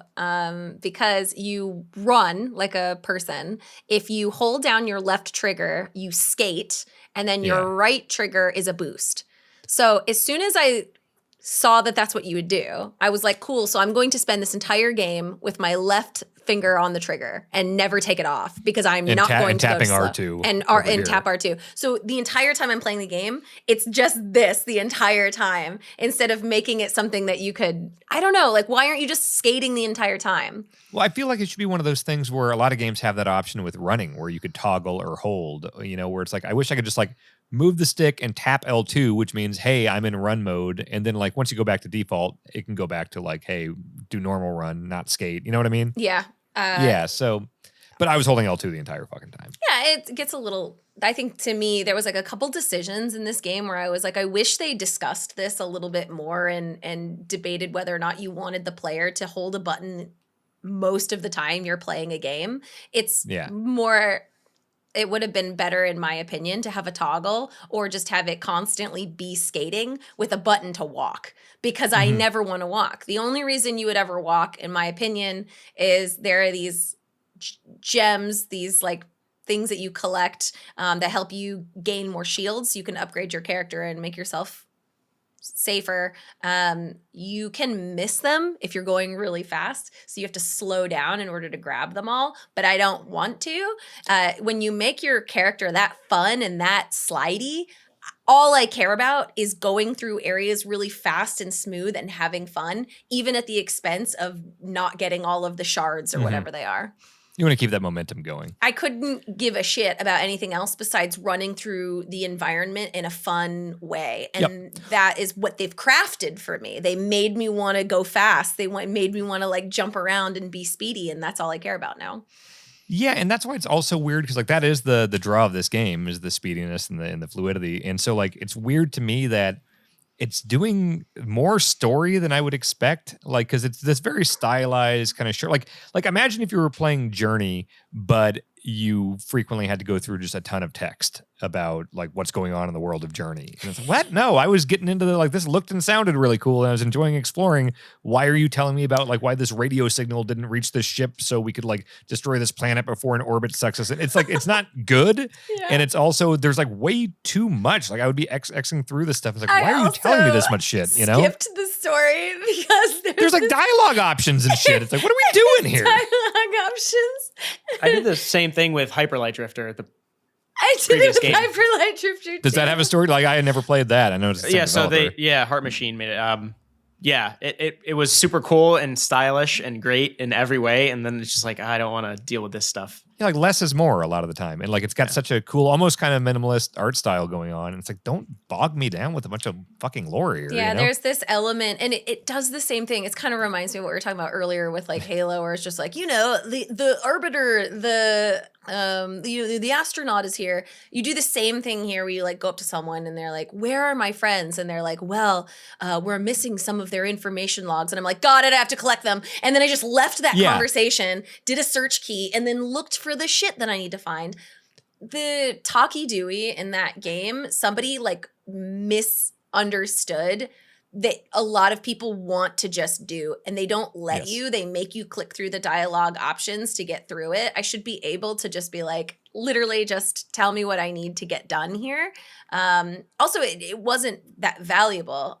I guess that's hard for me to say because I didn't really take the time to listen to all of it. But when you're just giving me the story of my friends are missing, there's pieces in the world, but you have to find them. And there's a corruption. I'm using this generic word. That's not actually the word, but there is a corruption in this area. And when you find it, take it down and it'll help expand the area. I fucking got it. I don't need to know all the nuances of this world. That's the thing is the concept is simple and like it's got a good visual language of like Yes. a lot of these areas. You'll just see this like black goop stuff over the environment, and that lets you know like, oh, I need to go find the That's source of the bad. corruption and clear it out. And so it could have been so much more elegant of just like, okay, let's go to this area and I can just spot the thing. Oop, I got to take care of that. Got to take care of that. But then it's like 9 paragraphs of text. Like you're fucking this up here, you know? Yeah, and they do a really good job, whoever made their level design, making it extraordinarily clear. From the moment I go into an area, I can tell you exactly where all 3 pieces of corruption were. I could tell The you. sight lines are awesome. They in it, did a yeah. great job with the sight lines and everything, the level design as well. When you get to the end of a corruption, it does a natural loop and brought me back to the center. Chef's kiss. Brilliant. I don't need text. And good stuff like, like Dark Souls type shortcuts where it's like, okay, I had to Yes. platform up all this bullshit to get here, but then I Elevator. held square on this thing and now it's like, oh, this door opened up. So now I can just like do a rail grind right up here, you know? Yeah, 100%. And here's the thing too is like, this reminds me of what we were saying with The Wire. Respect me enough that if I hit a button and a door opens, I know it's a fucking shortcut.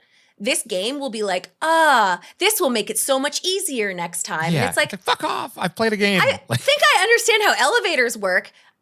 We are Yeah. this far gone into the future where like we don't understand or process that this button has increased an elevator so I don't have to like traverse this area again. Sometimes it just makes me feel like as a player I'm not being respected, but maybe they want to open it up to all sorts of people to play who wouldn't make that connection, but I don't know. But then, put a thing at the beginning like, have you ever played a video game before? Yes or no? And then we can like Is this your move on, first you know? game? Yeah. You understand what a shortcut is? Are you a baby? Yeah. Are you a literal baby playing this game? Have you been on an elevator before? This is my first God, I hate that elevator. voice. You did it while you were reading out my review last That's episode. a different one. Mine's a classic. Everyone loves mine. Have you been on an elevator before, my baby boy? God, that sucks so bad. Mike, I've defended all your other bullshit characters and voices. They don't bother me. Like my dad calls the one your space leprechaun that he wants to punch you in the face for. Leprechaun. I don't do voices anymore. Except I for the one I know. just did. Well, you do the baby one, and that's the only one that I hate. Yeah, because so. the baby one can't. No, I'm not even going to get into it. The baby one's fine. baby one's good. I've checked this out with several sources. I just want to take a shower every time you do it. I hate it. Oh, can I join you, baby boy? Oh, God, that's so gross. You would hate being in my apartment. I'm talking to my. That's how I talk to my cats for real, though. That's acceptable. Talking Yeah. to dogs with a silly voice. I do that cats, too. yeah. If my dog stretches, I am legally required to say, "Ooh, big stretch." Like Yeah, I'm or like going yawn. to. And they yawn. Totally. Yeah. Yeah. Ooh, Yeah, yeah. somebody's Pets is totally tired. fair game. I make ridiculous voices with Gizmo and Razor. Yeah. Maybe That's I should fair. tell you how I see you. What does Okay, that? weird. We may. So you don't make it weirder with your sounds. That was Master Chief. I'm playing Halo in the background. I do Oh. think that I'm being a little harsh on Solar Ash. I think it's a very good-looking game, and You guys are dicks. well, initially didn't like some of the pieces of it, but I will continue to play it. I think it is a well-made game, and I like how polished it is in terms of like the environment, the story. They know where to go and where to get there. Within 30 minutes of playing this game, you'll be like, I understand the concept of it and I can get into it. I think it's worth watching a gameplay video so you can see how pretty it is. It's a very good-looking game, and it's smooth. The going speedy it feels good. If anybody's ever played the Pathless, it reminded me of that. Do you remember that where in the Pathless you're also speedy, and if you shot something with an arrow it made you go faster? That was really, really fun. This is similar, but you're not shooting anything with an arrow. If you just hit right trigger, it gives you this really nice dash, and so you're just kind of zipping through these levels, and that feels good to play. But in my opinion, this game is at its best when it asks you to be speedy. It does that in several ways, including some of the boss fights where it's basically like you have to attack these nodes, but within a certain amount of time. So it's asking you to do it quickly. That is when the game, in my opinion, is at its best and the most enjoyable. It just got a little bogged down with me, with slowing it down with dialogue and I don't know. Anytime you ask me to slow down, it's just like, why? This game is the most fun when I'm fast.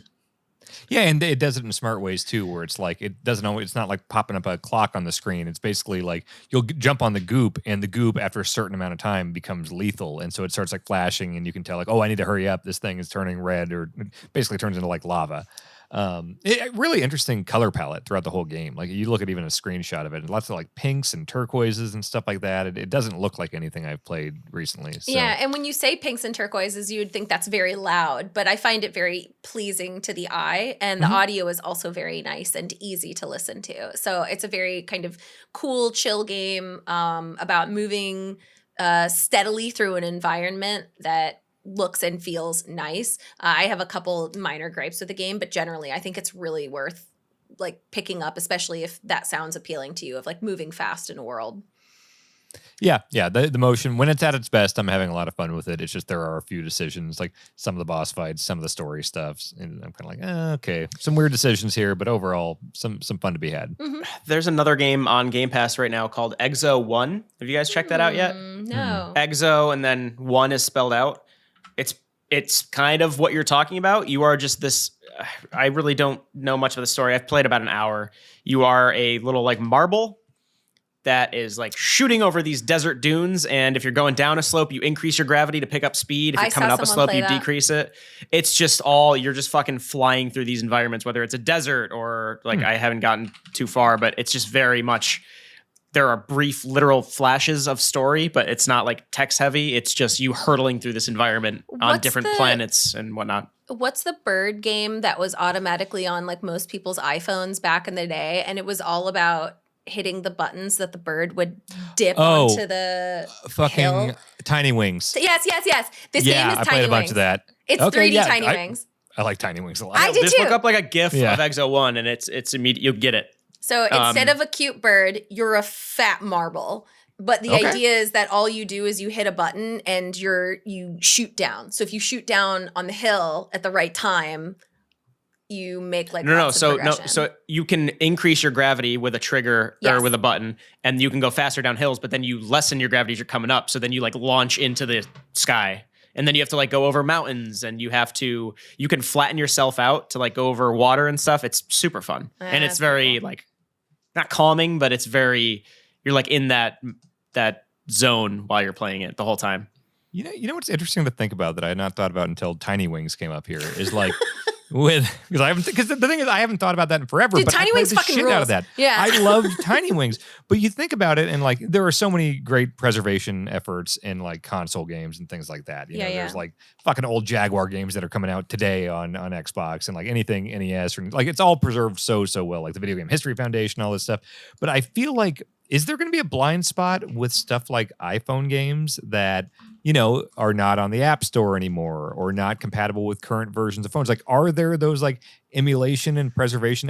Like, think about all the games that like were a huge deal for a month or two on phones. Yeah. That no one, like Temple Run, fucking Draw Something, Tiny Wings, you know, that like guy all these games. who did the one where you go through the pipes and then he got rid of it because everybody downloaded it too much. Flappy Bird, Jetpack Joyride, ones that like, you know, like everyone was talking about for like a month, but then disappeared. Like, are those just gonna be lost to time? Jetpack Joyride didn't disappear. They've been making that game for years. Oh, have they? Yeah. Oh, you know what? That is on Apple Arcade. That is on Apple That Arcade. one's not going anywhere. But like to your point, Flappy Bird or whatever, he removed that game, and now you literally can't download it. So unless somebody stole it, it's gone. They were selling iPhones with it installed for like thousands of dollars, and it's like that. Also, that game sucks. Like objectively, you know, like it's so crazy that it was popular because it sucked, right? Wasn't that the idea? Kind of. I don't know how much of it was ironic. Or it was whatever. like it became a meme of sorts. Yeah. But that's the thing is like the cycle is so much faster with mobile anything that I think things are forgotten. Because like, you know, I can sit here and tell you about 60 fucking NES games that came out in 1986, but something like Tiny Wings that I actually played a lot of, it's like I feel like they come and go so much faster. Can you download Tiny Wings now? That's a great question. Do it. I don't know. While you're doing that, Mary, have you played Unsighted? Or heard of it? I don't think so. So it is a latecomer to my personal favorite games of the year, but it's on Game Pass. I encourage you guys to check it out. It is in a few ways, people are saying it's like a Metroidvania light, but it's more of like a Zelda-ish kind of world. You're It's like saying words I like. Yeah, so and I'm just using those jumping off points. Metroidvania Zelda. Yeah, it's light Metroidvania elements. In a Zelda-like world, you got to go get these 5 gems from these dungeons, pretty much. You go down to dungeons. However, it's like this top-down. It's super colorful pixel art. I'm not usually into pixel art, but for the most part, it works well here. Ooh, it looks great. However, there is a mechanic in there that is almost like Majora's Mask-y. You keep saying things I like. Well, okay, so every single character. Do you want to say Metal Gear Solid and macaroni and cheese also? I'll try to figure out how to get Metal Gear into this, or cheese. But it has this mechanic where every single character in the game, your NPCs, your companion, you have a timer to go unsighted. And everybody is like our androids in this game. Going unsighted means you just like you lose your sensory control and you become like a feral. Everybody in the game has a timer. You can talk to them and it's like 128 hours. Yours will say 324 hours.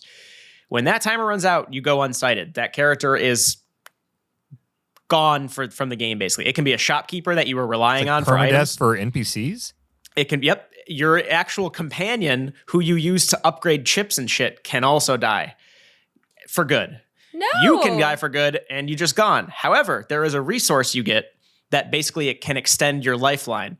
It can also extend other people's lifelines. So you can hoard it for yourself. That sounds stressful. So I thought so, but it reminds me of Majora's Mask in the way that I'll be in this dungeon and I think my current timer is like 110 hours. And I'm just like, this one enemy mini boss is killing me a lot. And every time I respawn back in the town before I have to come back to the dungeon, it's like, oh, I just lost 6 hours.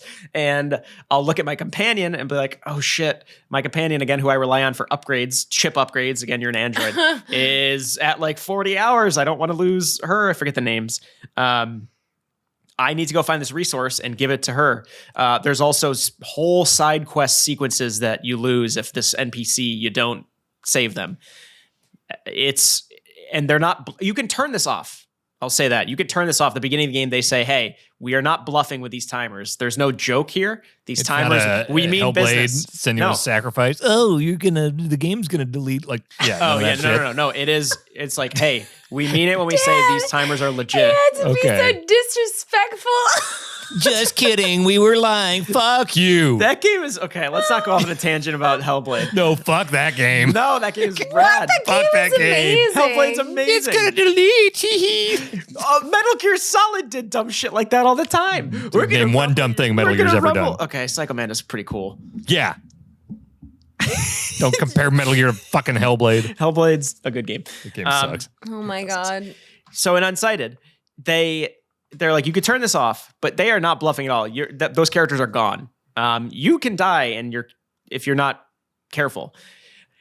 It's also just in general, the combat is fine. I'll say it works. It is very. I'm trying to figure out how to compare this to games without being like cliche, but it's like a top-down. Almost reminds me of Hyper Light Drifter, come to think of it, in that combat. Like swords, but you can also craft hammers. There's a lot of crafting in this game.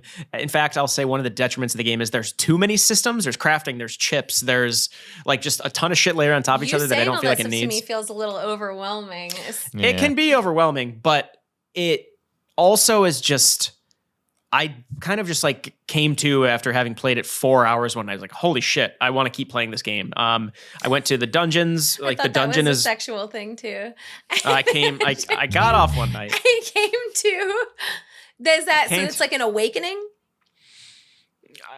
Did I have a sexual awakening with this game? No, I'm asking genuinely if came to means like you were like, whoa, I love it. Oh, I was just in the zone for 4 hours without realizing I played for 4 hours. I'm like, holy shit. And I did that. But yeah, there's these dungeons you go to. It's the world itself is kind of Metroidvania because you'll get like a higher jump. You'll get the shuriken, which is basically the boomerang. You get a hook shot equivalent. You get a bomb equivalent. It is very Zelda-y. But this time mechanic, it feels like it'd be stressful, but the more you get used to it, which you don't really get used to it, but when you see... Do you have to make decisions at some point where someone will die? Like not everyone will make it. I don't think you can save everybody. That the sounds resource stressful. the resource you're Yeah. looking for does like it's when you're near it, it'll pulse and make a noise, so you know you're within like 4 cells on the map. But even it's like if you got all of them, I don't think there's enough to save everybody. and is it real human time? No, it's accelerated. I think it's like 1 hour in game is probably. I'm speculating here, but it feels like 1 hour in game is like 15 minutes. But every like No, not that long. It's like 10 minutes. I don't know. It's definitely accelerated. But in the game. it's based on human time, not like what's going on in the game. So like if I left my game running and I wasn't playing it because I was like in the bathroom, someone's dying. Yeah, you should pause it if you're not there. I don't like that. You could turn it off. It's still really good without that. I think that is the thing that makes it special, but it's still worth checking out. Also, I don't want to just be punished for going to the bathroom. That's why pause buttons were invented back in like 87. You shouldn't have to. Just bring it into the bathroom with you. I have a series of mirrors from my TV to my bathroom. So I can keep playing on That is not why. backwards. You fucking It's upside freak. down and backwards. That's why there are mirrors looking right at my toilet. No other reason. Yeah, so that I can continue my gaming experience. Explain all the cameras then. Cameras, it's the same thing. I want to like reevaluate my Yeah, my explain the performance. gimp suit. Connects. Yeah. You're playing Connectimals while you're taking a shit. There's no Animal Crossing experience like it when you're hooked up and you can't see and you're blindfolded and you got a ball winter. gag. It's winter in New York. The gimp suit keeps me warm. The ball gag is because I have weird salivary glands. Oh boy. If you're sitting on my toilet, I'm not watching you. I promise. You're not Man, I've being sat recorded. on your toilet. You're not being recorded from below. I don't have a gooch. It's a thing. waterproof camera. Welcome to my Shit-proof. YouTube. Welcome to my YouTube channel, Gooch Watch. Can you type in goochwatch.com and see what not happens? typing. I don't want to do it on any Sure, of my devices. Let's do it. No. Mike's doing it. Mike's on it. What a hero. Goochwatch.com. Try .gov too. Poor guy. I got a Twitter account for the first one named Gooch Watch. How many followers?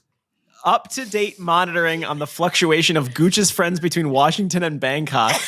10 followers. Who's Gooch? They're in Abu Dhabi. I don't know. Who is the first person Gooch Watch followed? Oh, Is it Gooch? How do I do this following? First, Just a bunch go to of following and politicians. scroll down all the way. Weird. Is there a politician named Gooch?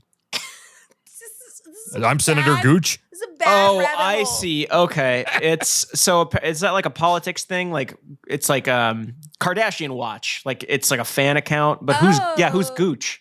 He's Wait, was that governor. the fucking press dude that was there for like a day? Oh, it totally was. Yeah, they're talking about ballots. And okay, I don't want. This is not. Yeah, the that thing I fucking wanted dude. to- Yeah. The Okay, guy that's- who was there for one day. I'm not One of watching. the 14 guys that was there for, yeah. Oh God. Listen, Weird. do No not- Gooches though. Wait, images. No. Oh! I'm gone. I'm out of there. He found pay dirt. No, it was just all my YouTube screenshots. What is that, Dan? But Unsighted is Right. fantastic. Wait a Unsighted second. is you should know play that guy. Unsighted. Try Unsighted out. It's fun. Mike, I think I will, because that does sound. You said a lot of things that I like, and then there's some things that sound. I don't know. Weirdly enough, it made me think of Dead Rising when, like, you know, Oh, how totally. like Yeah. there's all these like different like survivors, and it's like, oh, I've only got this much time, and some of them are gonna die. Like, I don't know why. Like you describing it made me think of like the first. Oh Dead yeah, Rising. that's not far off. Again, you could turn it off. That's what makes the game special to me. I'm still liking it for its moment to moment, just the overall flow of it. The art gets in the way at certain points, like the first dungeon you go to, and you could tackle the dungeons in any order you want, technically, but they kind of push you toward the cave first from the people I've talked to and the one that the way I went. And the art style is such that there's not really much depth of field, and there's platforming, and you get like this high jump, and you have to jump between these platforms that don't look like platforms in the art style. They look like they're just part of the floor. That drives me nuts. It gets annoying. This game Yeah. is bad about that, but it does so many other cool and like it's oddly not stressing me out maybe because I'm resigned to just not beating the game, that I don't mind but I'm enjoying like giving this resource to other people. Like I'm giving it to them because I like the stuff they're selling. But to them, they're like, oh, you just extended my life before I just go insane. So thank you for that. But then you can also just hoard it for yourself. If you're like butting your head up against one boss, and I think when you die, it takes like a full 3 hours off your timer. So when you respawn, I could be wrong about that. That might just be imagining that. I would just die and sacrifice myself and then use the extra 3-hour timer so that nobody dies. Wait. What? I would die myself so that I got 3 hours off. Wait, are you saying you lose not it. if You're losing 3 hours? It cuts 3 hours. Mean. Yeah, I could be wrong about that, but it feels like they take something more off. It's definitely like a. I don't know if that's their in-game justification for you being like healed, and it took 3 hours because you come back in the town and like it's kind of the home base. Maybe it was like medical facility. But stuff. that means every time you die, people that you know and love will probably also die because you're using precious time resources that either you and the townspeople are sharing. So it would feel really punishing to die in that game.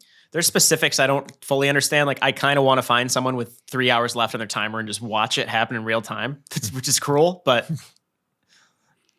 normally you just do that if they're on the toilet. Yeah.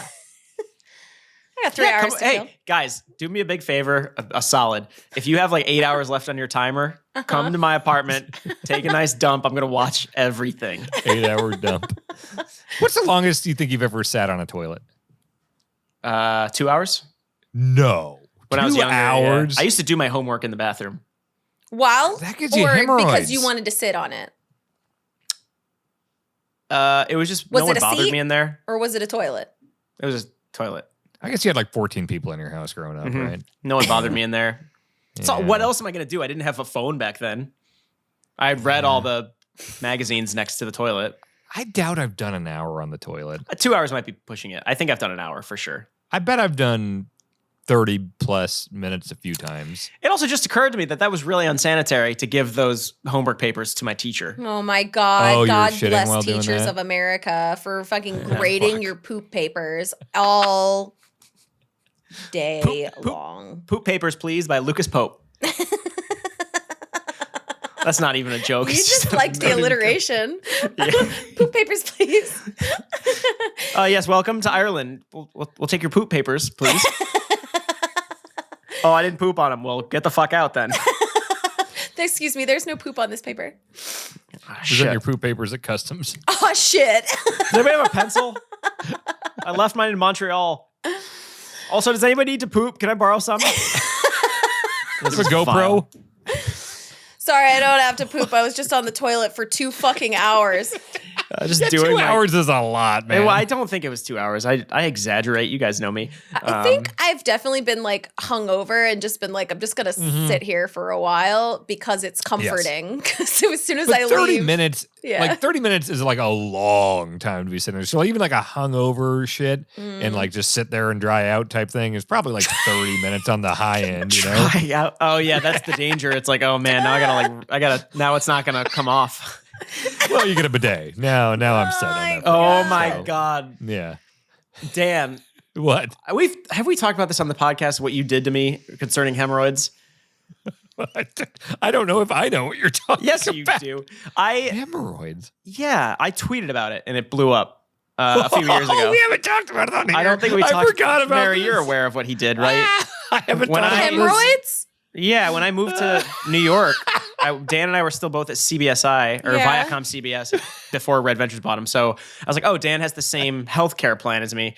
And also Dan and I are both, make a point to be open about mental health and taking care of it. So I was like, Dan, do you have any therapists in the New York area that you know that are in plan insurance for Viacom CBS?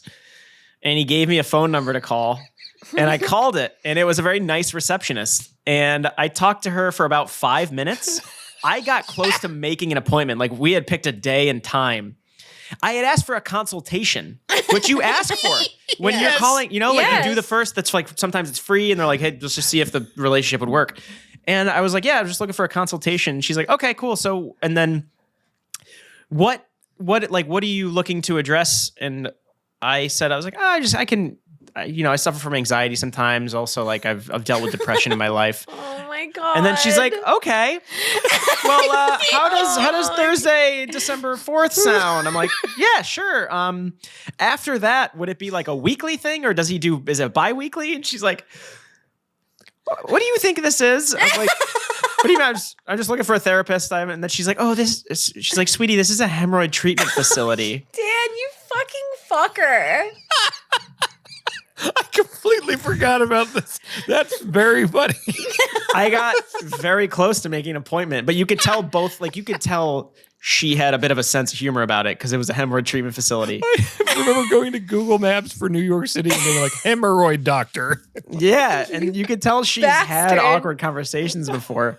Or you could tell people are just embarrassed when they call her. Probably, and that's why she's so sweet. But like, Yeah. Christ. For the Nice. record, I do take mental health very serious. I gave you a good recommendation after that, but I had to get you in touch with the butt doctor first. Yeah. Oh no, I was not mad in the slightest. Like as Did you embarrassing go? as I was like, God damn it. I went to a therapist, not a hemorrhoid treatment doctor. I could take care of my own hemorrhoids if you know what I mean. like No. I What are you don't just know what taking you a mean. fucking sewing needle to him? Go to doctor. Oh, dude. Have you ever had one? Hemorrhoid? Yeah. Fuck. That's why I don't spend a lot of time in the bathroom anymore. No, me either. I got a fucking squatty potty. I go in there, I fucking clean out and go. Oh, dude, I don't even sit Bidet. down. You don't sit down, you just kind of No. like spread and just kind of aim. I stand on the seat and then just fucking Oh, that's unleash smart. hell. Shut Yeah. Yeah, like shoes on, like yeah. Stand- You, I you like- only wear pajamas around the house with like the butt Shoes flap will thing. not protect you. it's It's- irrelevant. I'm in like these really nice sneakers and then a butthole-less underwear, and I just let it rip. And then the bidet is on the wall, so I have to bend over for the bidet. I like my underwear with buttholes. But the bidet is a motion; it's based on motion. So in the middle of the night, when I have to go just pee, it'll shoot me. When you walk into the shower, I walk it's just by shooting it. you from the wall. Yeah, It's like those things from what is it? Oracle of Seasons and Ages that shoot you from the wall. It's like wall bidets. your contractor was really confused when you told him about that. My landlord comments on it when he watches the cats. He's like, "What's up with your wall bidet?" I'm like, "Where do you put yours?" It's like, "I don't think that's code." I'm like, "It better not be." How else do you get it in your mouth? What else you guys been playing? Oh, I'm not bothering with transitions. yeah, fuck it, whatever. I've been doing weird shit with old games, and it's increasingly fascinating to me. You guys, I've talked plenty about like my collection of retro hardware and stuff is growing Yes. in my flea market. It's been awesome. Just got a Dreamcast. I'm going to be doing surgery on the Dreamcast soon. I got a Game Gear that's not working, and so I bought some stuff. I'm going to be taking that apart, and like that shit's fun. But on the emulation front, there's some really cool shit you can do. I did a stream a week or two ago where I found something. Somebody in my Discord told me about a deal where it's called BizHawk Shuffler, and BizHawk is an emulator. But basically what it can do is you make a folder and you can throw in as many games as you want from, pretty much anything that BizHawk can play. So NES, Genesis, Super, any of the Game Boys, 64, PlayStation 1, anything like that. So I threw like 40 games in there, just random ass games. And what it does is you can set the time interval. So it's like I set it from 15 to 30 seconds, which means that every 15 to 30 seconds, let's say I'm playing Mario 2, somewhere between 15 and 30 seconds, it is going to automatically save my state and then shuffle to something else. So you could be like, midair in a Mario jump. I could be mid-jump, and then all of a sudden, oh shit, I'm playing Twisted Metal 2. And then I'm like, okay, I'm trying to beat Minion here. And then, I'm playing Austin Powers Pinball for the Game Boy Advance. Oh, okay. 15 seconds is not a lot of time. I wanted it to be like really jarring. And so and I even put WarioWare into that. Jesus so I'm doing Christ. it's like a meta, like I'm doing mini games within a mini game thing. So I basically made my own WarioWare out of all these classic games. It's like, now I'm playing T2, the arcade game for Genesis. Now I'm playing Donkey Kong. Now I'm Jeez. playing the Game Boy version of Mega Man 2. It's like I saw the clip. fascinating thing. I saw the clip of you playing the baseball. Was that the NES baseball game? I was playing Ken Griffey Jr. for Super, and then I switched to Tetris for Game Boy. Yeah. And so it's stuff like that where it's like you're playing Cruisin' USA for 64, and then all of a sudden it just switches to something that like requires an entirely different part of your brain, like going from a racing game to Tetris on the fly with no pause. And it's so cool because like I mainly pick games that like I know like the back of my hand, but it's just like having to like mentally go from like, oh, I'm trying to shoot this green shell to, oh, I need to put this L block down. It's fucking awesome. Was it's it like the same rotation of games every time? No, it was random. So it was like true random. So it could be like Austin Powers Pinball, then Tetris, then back to Austin Powers Pinball, you know? Mm-hmm. And did it really save your state? Like even mid-jump where you would just come right back to where you were? Did you it would just remember where you were? I never remembered because there were like 40 games it was going between, but it's just like your brain just has to make that switch where it's like, oh, now I'm doing this. But like sometimes you would have to like, because like I had like Mario Kart 64 and Cruis'n USA in there, and like Mario Kart 64 A is go, A is accelerate, and Cruis'n it was like R or Z or something like that. So like my brain would just see a racing game and I would start holding one button and I'd be like, oh wait, no, that's change view in Cruis'n. I need to like, so it's really, really interesting. So yeah, I want to do a lot more stuff with that where it's just like, let's try throwing every Mario game into here and flip between all those randomly, and just a cool fucking thing. And speaking of Mario and ROM stuff, somebody made a ROM hack of Mario World. And it was, I believe, from what I've heard, this is made by like speedrunners, people that know Mario World up and down. And they made it from memory. So including the music. So the overworld, every level, the music is recreated completely from memory. And it is incredibly accurate considering what they were going off of. But the weirdest thing is the music, because it's just like they're using all the actual like sprites for the visuals and all the tools that the Super Nintendo had for the music and stuff like that. So it's all like, it's not like wildly off, but it's just like one tiny little thing or one part of the music will be like, oh, this feels gross. Like I felt like I just want to puke playing this, you know, but it looks like, if you saw a screenshot, it just looks like Mario World. But if you've played it a lot, it's just like something's really fucking off about that like end of level music or something. So yeah, that scene, the whole emulation scene and with retro stuff is fucking cool to me, because I have enough fun just playing Mario World several times a year just because that game feels perfect to me every time I play it. But then when there's this like dedicated community doing cool shit with it that's really unique and creative, it's very, very, very fun for me. I think that's neat. It's kind of like a new generation's take on it as well. It's something that nobody else has been able to do because it didn't really exist. Yeah. Where this awesome generation that grew up with video games and now are seeing them being played and made in different ways. I wonder if like that will happen to the kids of today, where they'll wake up and realize that their favorite like Roblox game now has its like full-fledged community and still exists 40 years later and like blows everyone's minds. That's what's amazing to me about a lot of this, is because like there are a lot of people like in their early 20s and stuff doing this stuff with Mario World. Like, you know, Mario World came out before they were born.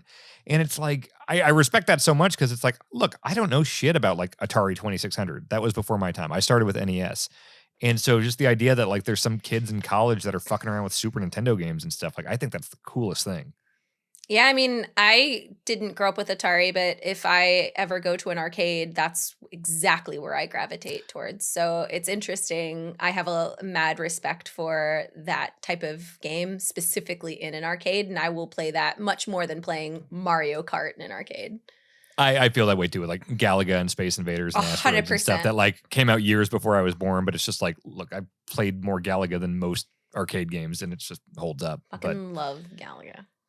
Galaga's amazing.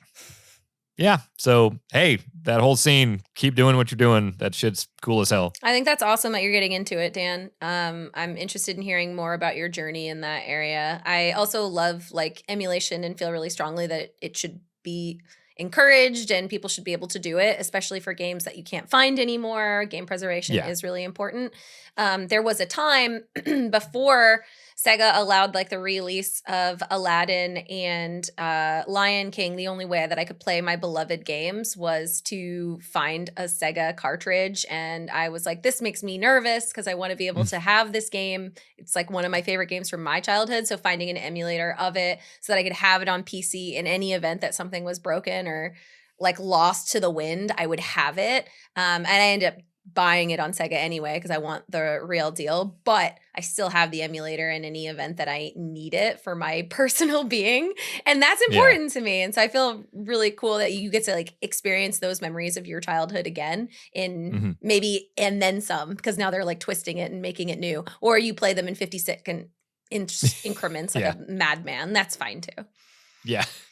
I'm learning so many things about like things that should be obvious where it's like, as I'm trying to like 64 is definitely something I'm trying to like, I would love to have a full library of 64 games, but like a lot of those, like especially first party Nintendo games hold their value so much.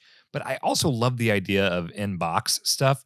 But whole consoles like 64, every fucking game came in that cardboard box. Yeah. That was just like, do you know how hard it is to find a good condition, complete in-box, like 64 game for a reasonable price? Yeah. It's insane. So occasionally I'll see something like, I think Voidburger tweeted something out a couple weeks ago where it's like, oh, I kept all these games in their box. And it's like fucking Majora's Mask and all these great games. And I see that picture and I'm just like, oh my God, I'm just so jealous. Like I had all these games. I bought all these games. Was I throwing away these boxes? Like, why don't I have these? Fucking selling them to a GameStop for $2. I did that. Yeah. Like NES is all cardboard. 64 is all cardboard. Super is all cardboard. Late Genesis is. And it's just like, man, all of my favorite like childhood consoles, like I just can't. I've got some Genesis stuff. Yeah. And I'll buy like the occasional really important one. Like I splurged on like a Mario 3 inbox here, but like worth. It's just, what's that? Worth. Oh, worth it. Oh, it's Mario 3. Yeah. Yeah. 100%. But it's not feasible most of the time. So like my entire 64 collection is all just, a cart half the time with some fucking kid's name written across the top in Sharpie, Yeah. And God, like, help you if something happens to it, right? Like there's flood damage and fires and there's all sorts of things that can happen to those precious games. They're getting harder and harder to get. And you know what else is getting harder to get are CRTs. It's really hard to find a really good quality television that plays a lot of those games. And it's so incredible to me how often they come from the medical community, because CRTs were used a lot in the medical field and they were preserved and kept well because they were equipment. And so they would never throw them away. They would put them in storage or they were rarely used. A lot of the times the TVs you're acquiring today are probably from the medical field because they weren't broken or ruined from children. I had never, there wasn't like a cat sitting on it for 20 years. Yeah. Wow. It took me a long time once I started getting into this to get like, I wanted the Trinitron. I wanted the 19-inch Trinitron because like any CRT over like 19-inch is just so cumbersome to carry. But yeah, I got a Trinitron. It works great. There is something to that. Like, I used to be of the mind where it's like, oh, if I want to play Crazy Taxi, that's on XBL. I can backwards compatible Xbox. Sure. But it looks different. It plays different. It's a different controller. There's things like, oh, the music, is different, or the Pizza Hut and the KFC aren't in there. Versus like, I bring up Crazy Taxi because I just got this Dreamcast and played Crazy Taxi on it, and it's night and day seeing it on a CRT with a Dreamcast controller with a VMU right there, hearing the Offspring, driving by the Pizza Hut and everything. It's like, oh, this hits me in a nostalgia spot so much harder than just like a re-release on Xbox. 100%. It is the experience they wanted you to have. And the colors that they chose were specific to work on those television sets. When you are playing an emulation of it, you are not getting that authentic experience. And those slight differences make a huge difference because they didn't have a lot of options back then. The slight color decisions that they made or anything like that was very important because they didn't have that many choices. They were very limited with what they were able to do. So it's a big deal to play it the authentic way that they wanted you to play it. Yeah, and they'll try to do stuff like, oh, here's like a scanline filter or something on a re-release or something. And it's like, I get what you're trying to do. Or like there's that Genesis collection where it's like, oh, you're playing like on a 4x3 TV with all sorts of different, like there are some that do it really well and obviously put a lot of effort into it. But there really is nothing like just playing it the way you actually played it back then. I was literally sitting on the floor playing Crazy Taxi on a CRT the other night, like the way I did when I was 15 years old. And it's like, oh man, this is, this hits pretty hard, Yeah, that's awesome. Yeah, it's fun. It's a rabbit hole with no end. It's just like, how much am I going to spend? And like, at what point am I like, well, I got it all. I'm done. Like, it's You'll just like never every day. Never. I'm checking eBay and Facebook Marketplace and everything every fucking day for like, oh, maybe something popped up. Are you getting luckier with your going to like places and getting there earlier so you can actually pick through the games? No, because I definitely find, I talked about the estate sale and everything. Like, it does still seem so fucking competitive. And it is, It's hard. I'm trying to do stuff too where it's like, I have a lot of fondness for the 360. And that is a way more doable thing right now because like it's not as in demand because it's a little more recent. And all that stuff, people do have the cases for 360. And like that system has such a fucking insane library. Like there's so many great games on the 360. And maybe there's going to be a period 10 years from now where it's super hard to find these in good condition. So that's why it's like, okay, well, it's actually kind of easy to get good 360 games in good condition. So I'm kind of trying to like get a bunch of that stuff now to build that library while I can and hope to get lucky and find some big lot of like 64 or Dreamcast or Super Nintendo games. But like, honestly, it's so fucking hard to actually get those. So, yeah, that's I'm still a looking. tough one. Yeah, it's a cool hobby though, nonetheless. It's fun. It's a never-ending Easter egg hunt. It's great. Yeah. Speaking of backwards compatible games, I've been playing Time Splitters 2 and Future Perfect on my Series X. Fuck yeah, I texted you about that. I was like, oh my god, this is backwards compatible. Yeah, so I had seen it on the list because that was I was editing a Polygon story, and then my coworker Owen, like Time Splitters 2 was the first one he mentioned. He's like, all right, he knows what he's talking about. And then I'm gonna get every star in the challenges for all the characters in 2, Throwing which is all those tough. bricks through the windows. There's some that are really tough. They're all fun though, even the tough ones. Yeah. It is Future Perfect I'll get to eventually, but God, that Time Splitters 2 is still one of the best games Do you ever. think 2 is the best Time Splitters? Yeah, I like 2 much more than Future Perfect. Because I get that mixed up because like I know 1 was so bare bones when it came out of PS2 launch and it had like the map editor and stuff, but it was mainly like arena focused, and 2 and 3 had actual stories. I just always forget like what was the one I played a ton of that had like the weird like snowman and the gingerbread man and stuff like that. And That's both, but yeah, Future Perfect is the one the campaign has the ghost gun, the ghost hunting mission. That's the one we did when you came to Stanford, right? We played both. Did we play both? Because Time Splitters 2 is the one with, it starts off the Russian dam, like a GoldenEye level. Yes, yeah. 2 is definitely a little bit more Cartoon Network-y looking. Future Perfect, they tried to make it a little realistic for my taste. But 2 also just, Future Perfect had this very annoying thing where bots in multiplayer, which I played against bots a lot in that game, bots would always, each team would have a dedicated spawn point, one. Oh, yeah. There's problems So there. yeah, so it would just be like the same fight over and over. But yeah, those games they're both very good still, but 2 is my favorite. Just a little more inventive in my opinion. Well, and campaign. on that note, and what we were just talking about, like fucking what Xbox is doing with like preservation and like the backwards compatibility stuff is incredible. Like there's probably limited amounts of money in like putting out backwards compatible Time Splitters games and stuff. But the fact Or that Mercenaries Playground of Destruction. exactly, but the fact that they take it seriously and it actually like runs better and it's accessible and like it's I am very surprised by how much I've been playing my Series X this year. In fact, as we got a doc going for Game of the Year now, like getting the category set and everything. And I remembered that last year we had the like, thing we forgot came out this year category. And I can't remember, Series X won or like we seriously considered like, No, we had that argument about the Amazon's shooter that they put out that no one remembered. Right. Yeah. But it was like, it was in contention for that because like everyone's like, well, no one's talking about the Series X. But this year, between all the backwards compatible stuff and, this was the year of Game Pass. Like, exactly. Yeah. Forza Horizon 5 with Halo coming out on the way. Like this was the year that Game Pass was finally like Psychonauts 2. There's like top 10 caliber games, top 5 caliber games for some people. Horizon 5? Yeah. Yeah. It's been a killer year for Xbox. Age of Empires 4 came out for PC on Game Pass. Series X is my default console. PS5, Mary, I know you just got one, but it sucks. No, it just doesn't. I love the PS5. Obviously, you can't do Returnal or Ratchet on Xbox, but I'm just waiting for the next exclusive on PS5 so I can be like, I can play that and then get it on PC eventually. Just wait for it because I prefer to play it on PC. It's probably really annoying, but Well, you got the PS5 a couple months ahead of Horizon Forbidden West, which is good. Well, if you don't want to wait until then, like Death Stranding Director's Cut's not on PC yet. God damn it. Do you guys want to do emails? Yeah. Oh, wait. There's one more thing.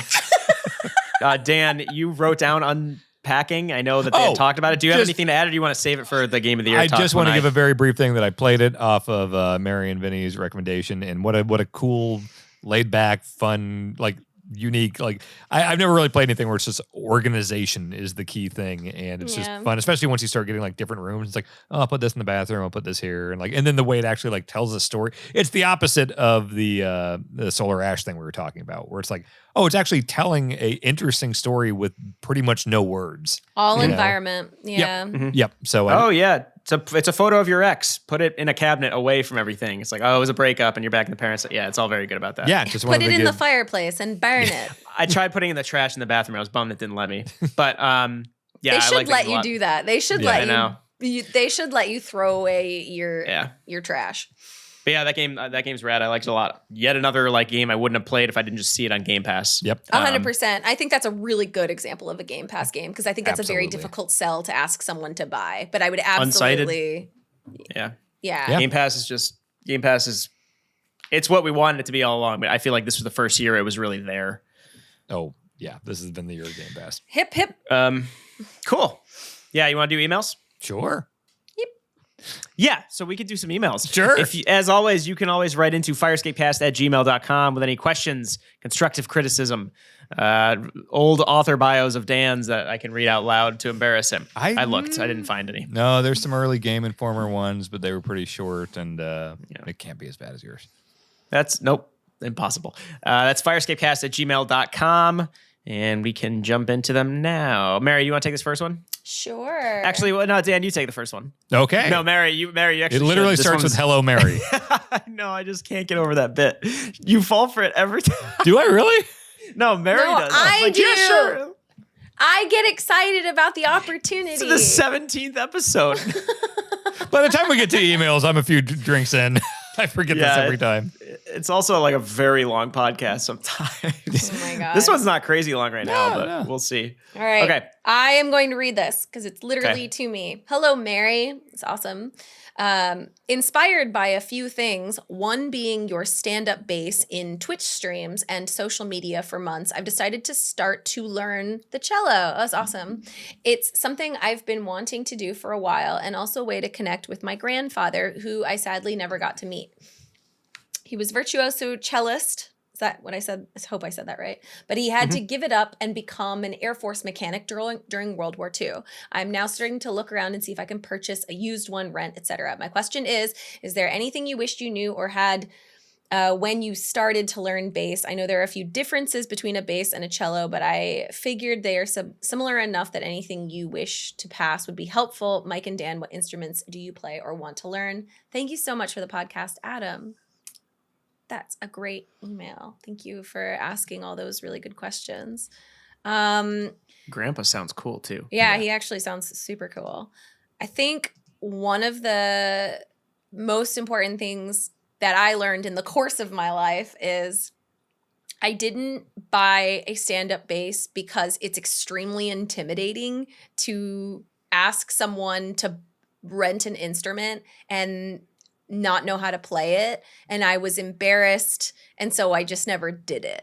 And I regret that I waited so long to just go to a store and say, I don't know how to play this, but I want to buy one. Can you test it for me so I know what it sounds like, and then give it to me, and then I'll figure it out on my own. You have to get over that like initial embarrassment to do it, but I think it's worth it to do it. So I'm proud of you for making that leap of faith. Don't stop at the next hurdle when you're like, I'm bad at this. Don't let that stop you. I'm still bad at the bass, but I am so, so proud of myself for trying it and just playing it, even if I'm playing it badly. So please, please, please give it your all to just actually bring home that instrument, even if it's a rental or whatever.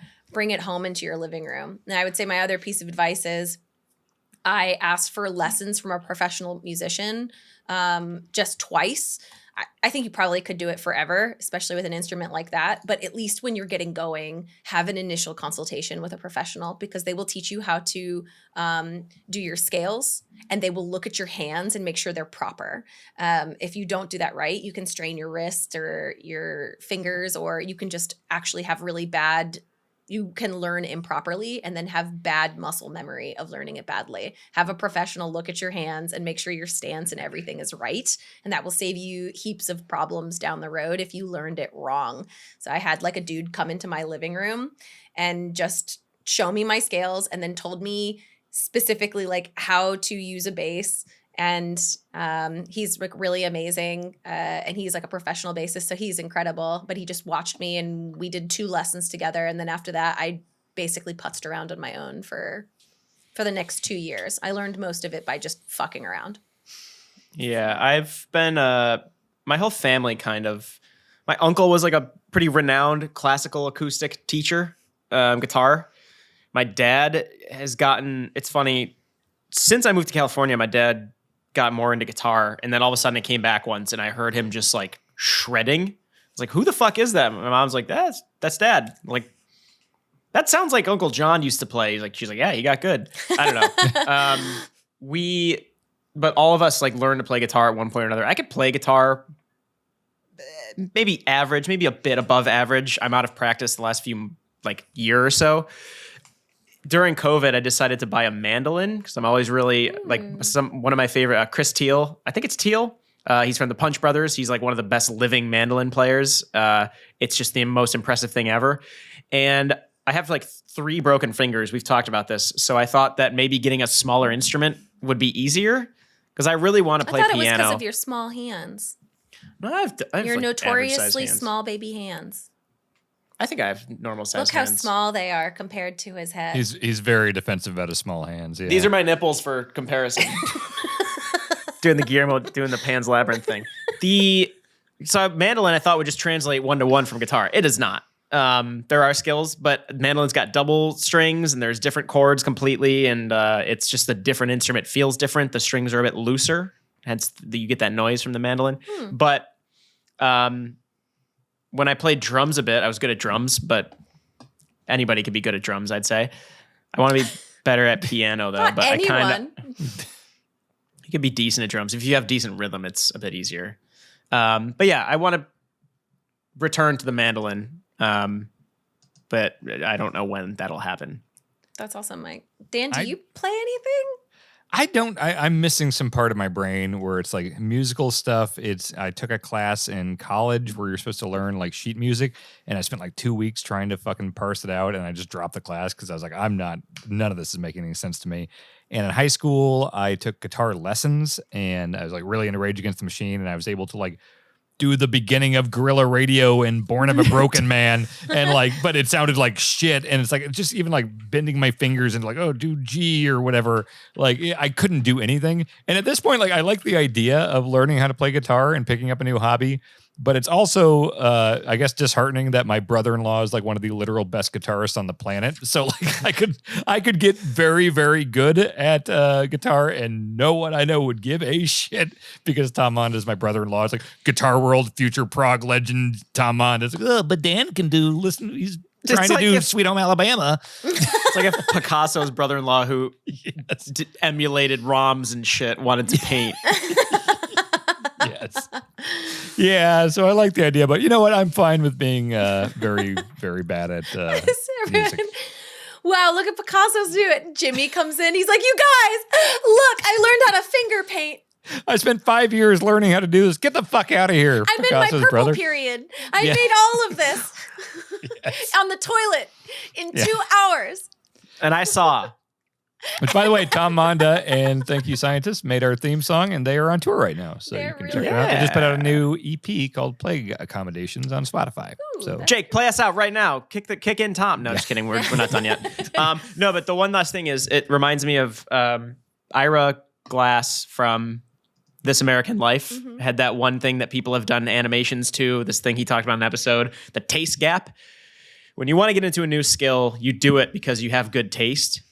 And that kind of works against you because if you're trying to learn an instrument, you know what a good pianist sounds like, but it takes years to get to where your taste tells you should be. So there's a long time where your taste in music, which is good, does not align with your skill. So you know you're shitty, but you still have good taste. So it's that weird like gap that you need to close. Like video editing, when I first started, I was like, oh my God, this looks nothing like a video should. But then I started to close it finally And like writing, same thing. When I read a good book, I'm like, I know exactly why this is, or I know partly why this is good. And then I write something like, fuck me, I have good enough taste to know that sucks. Look, I've read Gaming Nexus. I know how good you were from the beginning. So I'm never talking about writing again as a possible segue. That's just a possible segue into one of the most embarrassing moments of my life, which was broadcast to how many fucking people that, yeah. And then I had to talk you into us using it as a video clip. To Gaming Nexus, yeah. Oh yeah, behind the scenes, I was iffy about. Well, here's the real story here, Mike. You said afterwards, like, "Hey, could we not do that as the video clip?" And I was like, "Cool, yeah, totally understood." Mary was too. We were like, "Yeah, totally." I said, totally "Absolutely, understood. we will respect your wishes." Of course. And then the day of. I didn't think twice about it, but then Bonk listened to the clip and she was dying laughing at how fucking funny that was. And she's like, Dan, you have to ask Mike if he'd reconsider. We had people it's too funny not to. And I was like, you're right. We had people write in saying like, dude, like it doesn't, you were fucking 19. It's funny as hell. But it's still funny. In my mind, I was like, I know it's funny, but it was also, it's just another reason for like anybody on the internet to go snooping in my past, which is a weird feeling. Sure. But I was a cool guy back then. I was a Jedi. Obviously, yeah. Forgot what else I said. Yeah. I But mean, someone put it to the opening Star Wars scroll with the music and everything. that's so good. I think my mom's made a fucking command in the chat where somebody just like exclamation point Mahardy. It just like the entire text block pops up in the Twitch chat.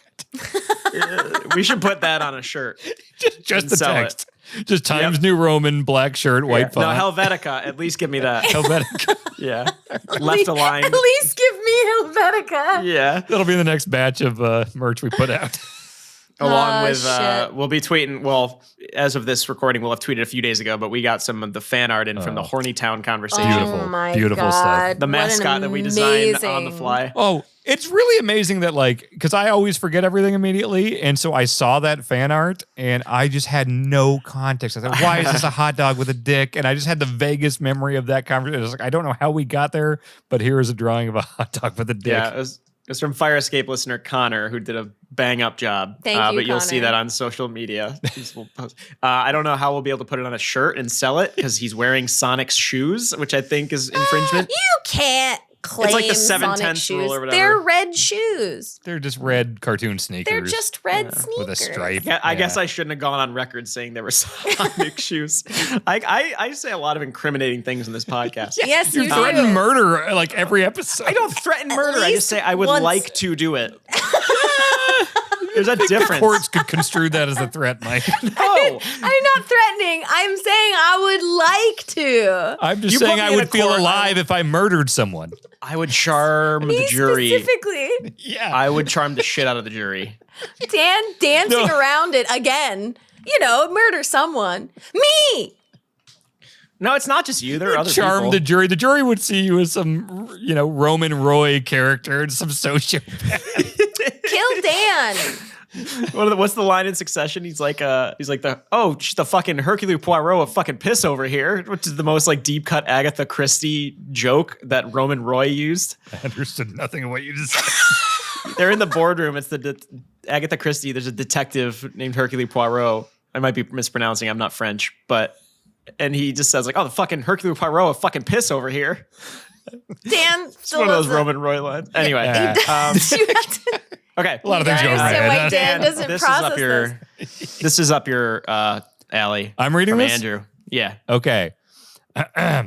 Y'all know that scene in The Thing where Kurt Russell's flamethrower starts malfunctioning like some shitty ass weed whacker Yes. while the thing is fucking going crazy and Kurt's screaming for Windows to help, but Windows fucking chokes. God and the damn whole it, time Windows. Kurt is fucking with the flamethrower in the background trying to get that fucking thing working. Yes. And when they just get back to the test, yeah, that shit was fucking sick. Do you have any other favorite winter or Christmas movies? Andrew from Central Illinois. Thank you. Andrew. That's the one way to get to that question. Fucking Fucking Windows. I have I don't want to put her on blast for our fans, but Amanda is not a fan of Christmas Vacation at all. It's been so Like, long. What? actively It's so dislikes it. good. She as she puts it, and when you meet her in person, she can defend herself. But as she puts it, it's just like the jokes are all these inevitabilities, and you know where it's going the whole time, and Yeah, it's not I can't taking disagree. massive mental leaps here. It's a Chevy Chase movie. Yeah. No. So I'd love to see her expectation of like just regular comedic films, classics. She hasn't seen it in a while either. So I'm debating. She's coming up to Syracuse for the holidays, for around Christmas with my family, and she's gonna see if she likes it, but we'll see because I find it hilarious. But my favorite Christmas movie is probably. We were doing the Christmas Story on Christmas Eve thing before TBS even like did the marathon. That's a classic. I haven't seen it in forever, but like I remember as a kid watching that. I don't have a lot of like. I don't really watch a lot of Christmas movies. I think Home Alone is the one from my childhood. I remember really like good. Super classic. Yeah, I don't really, and I think it's such a fucking tired thing, the Die Hard thing people always say, but like, I don't know if that counts. Obviously, Die Hard's awesome, but I don't know. I like the old claymation stuff. The Year Without a Santa Claus, like I'm Mr. Heat Miser, like that one's really fun. That's the second time you sang that song in this podcast. What possible context did I sing the Heat Miser song before? I was talking about the hippopotamus song from Christmas. I want a hippopotamus for Christmas. Oh. And then you brought up the I'm Mr. Heat Miser. I'm Mr. something. Sure. It's a good movie. Rudolph's good. What are the odds? Every year, and I think this was a way that a television station would acquire a film, the rights of a film for 24 hours. They would play A Christmas Story on repeat for 24 hours every Christmas. I don't remember which channel it was. It was like AMC or TBS. That's what I was just talking about. Yeah. And so like in my family, something we would do is watch A Christmas Story repeatedly on Christmas. Really? We would watch A Christmas Story sometimes 3 or 4 times.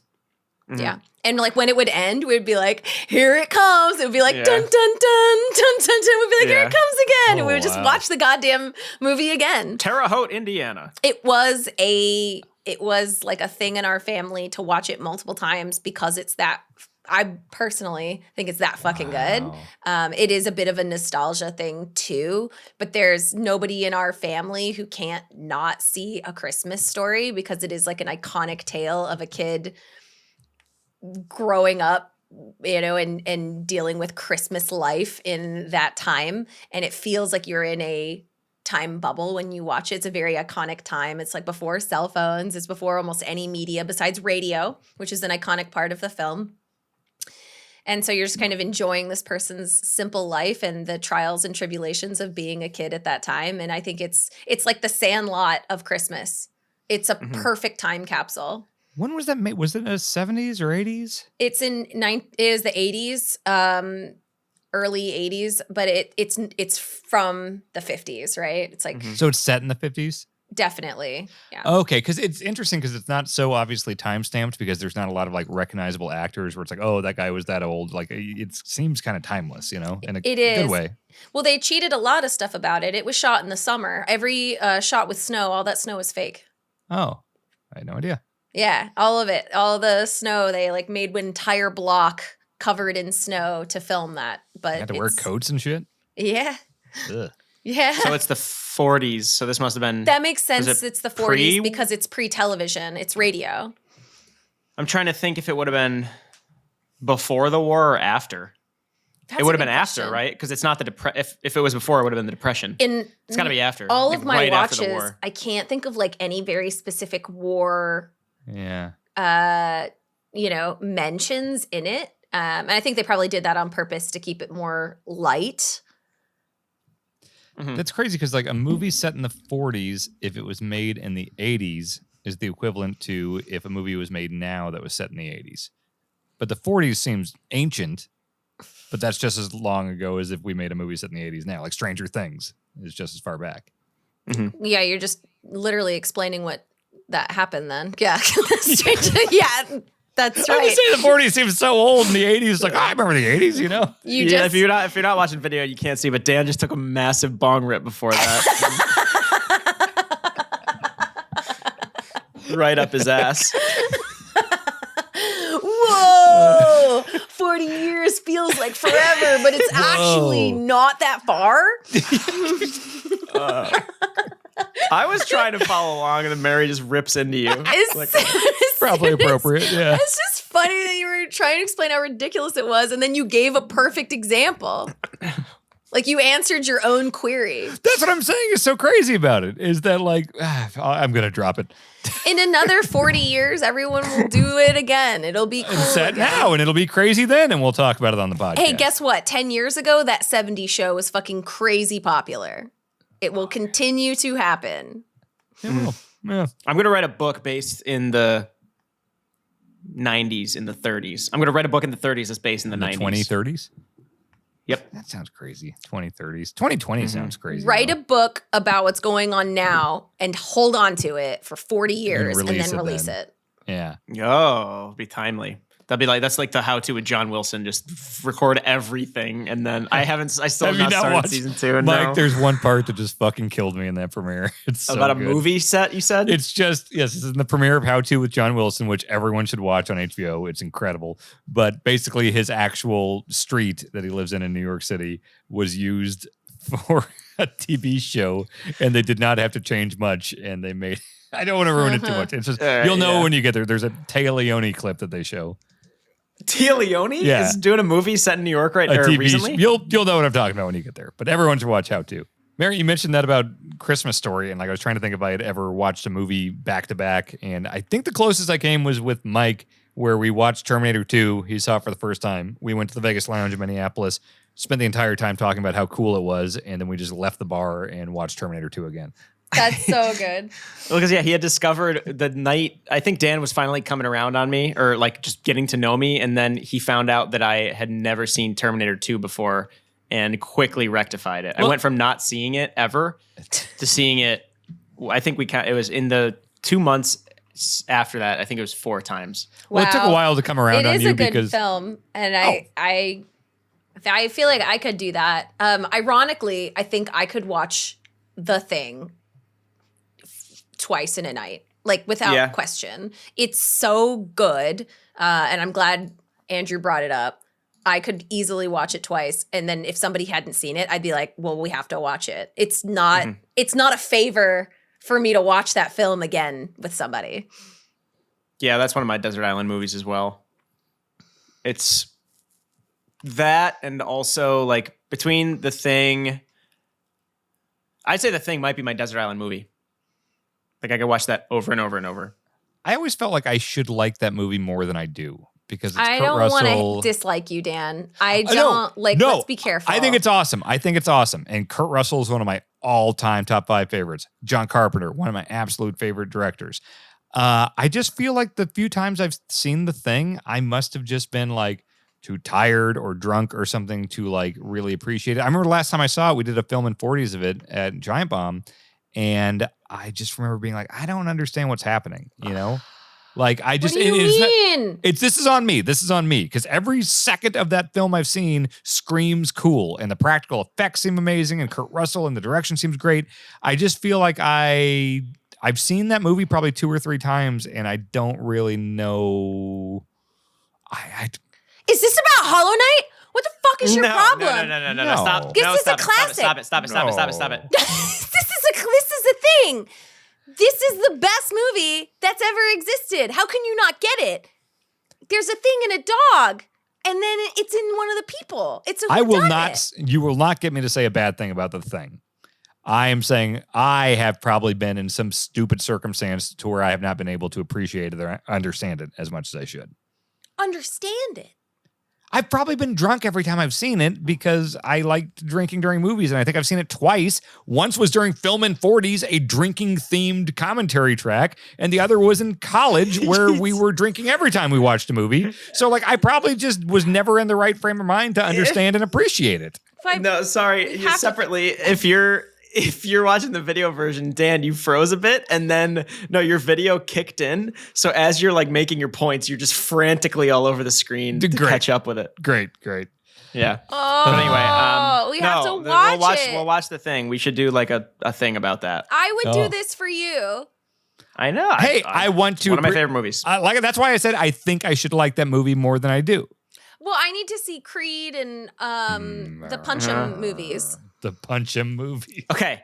Rather than you two get into a whole thing about The Thing and Hollow Knight and Rocky, I didn't bring up Hollow Knight. Mary, you still need to watch Rocky. I do Dan, need to watch Rocky. We should rewatch The Thing because I agree it's one of my favorite movies as well. I will keep watching The Simpsons. I'm back on my Simpsons train now, so we're good. Dan's also like dying in the internet ether. Fucking so we're gonna Comcast. try to close out the episode. I don't know if you can hear me, but Comcast is the only option for internet here, and it fucking sucks.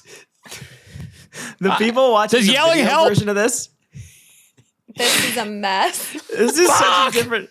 The people hearing the audio are hearing Dan's local recording, so they hear everything he's saying. But if you're watching the video version, if you're watching what I recorded in Zoom, it's just this ethereal robot voice coming from a sarcophagus. I'm getting the Xfinity troops out here because we got a game of the year to do fucking next week or 2 weeks from now, and it better be fucking fixed by then. You hear me, Comcast? You've been warned, Comcast. God damn it. That's a threat. We have to yell about old games and new games. But we'll close it out now so we can get out. It's been a fun episode anyway. But thank you for everybody who wrote in. You can write in all the time at firescapecast@gmail.com, and we can read your questions if we like them. If I don't like them, I won't put them in. So ask good questions. I'd ask what everybody's got going on. Mary, you doing anything outside of Firescape that we should know about streaming?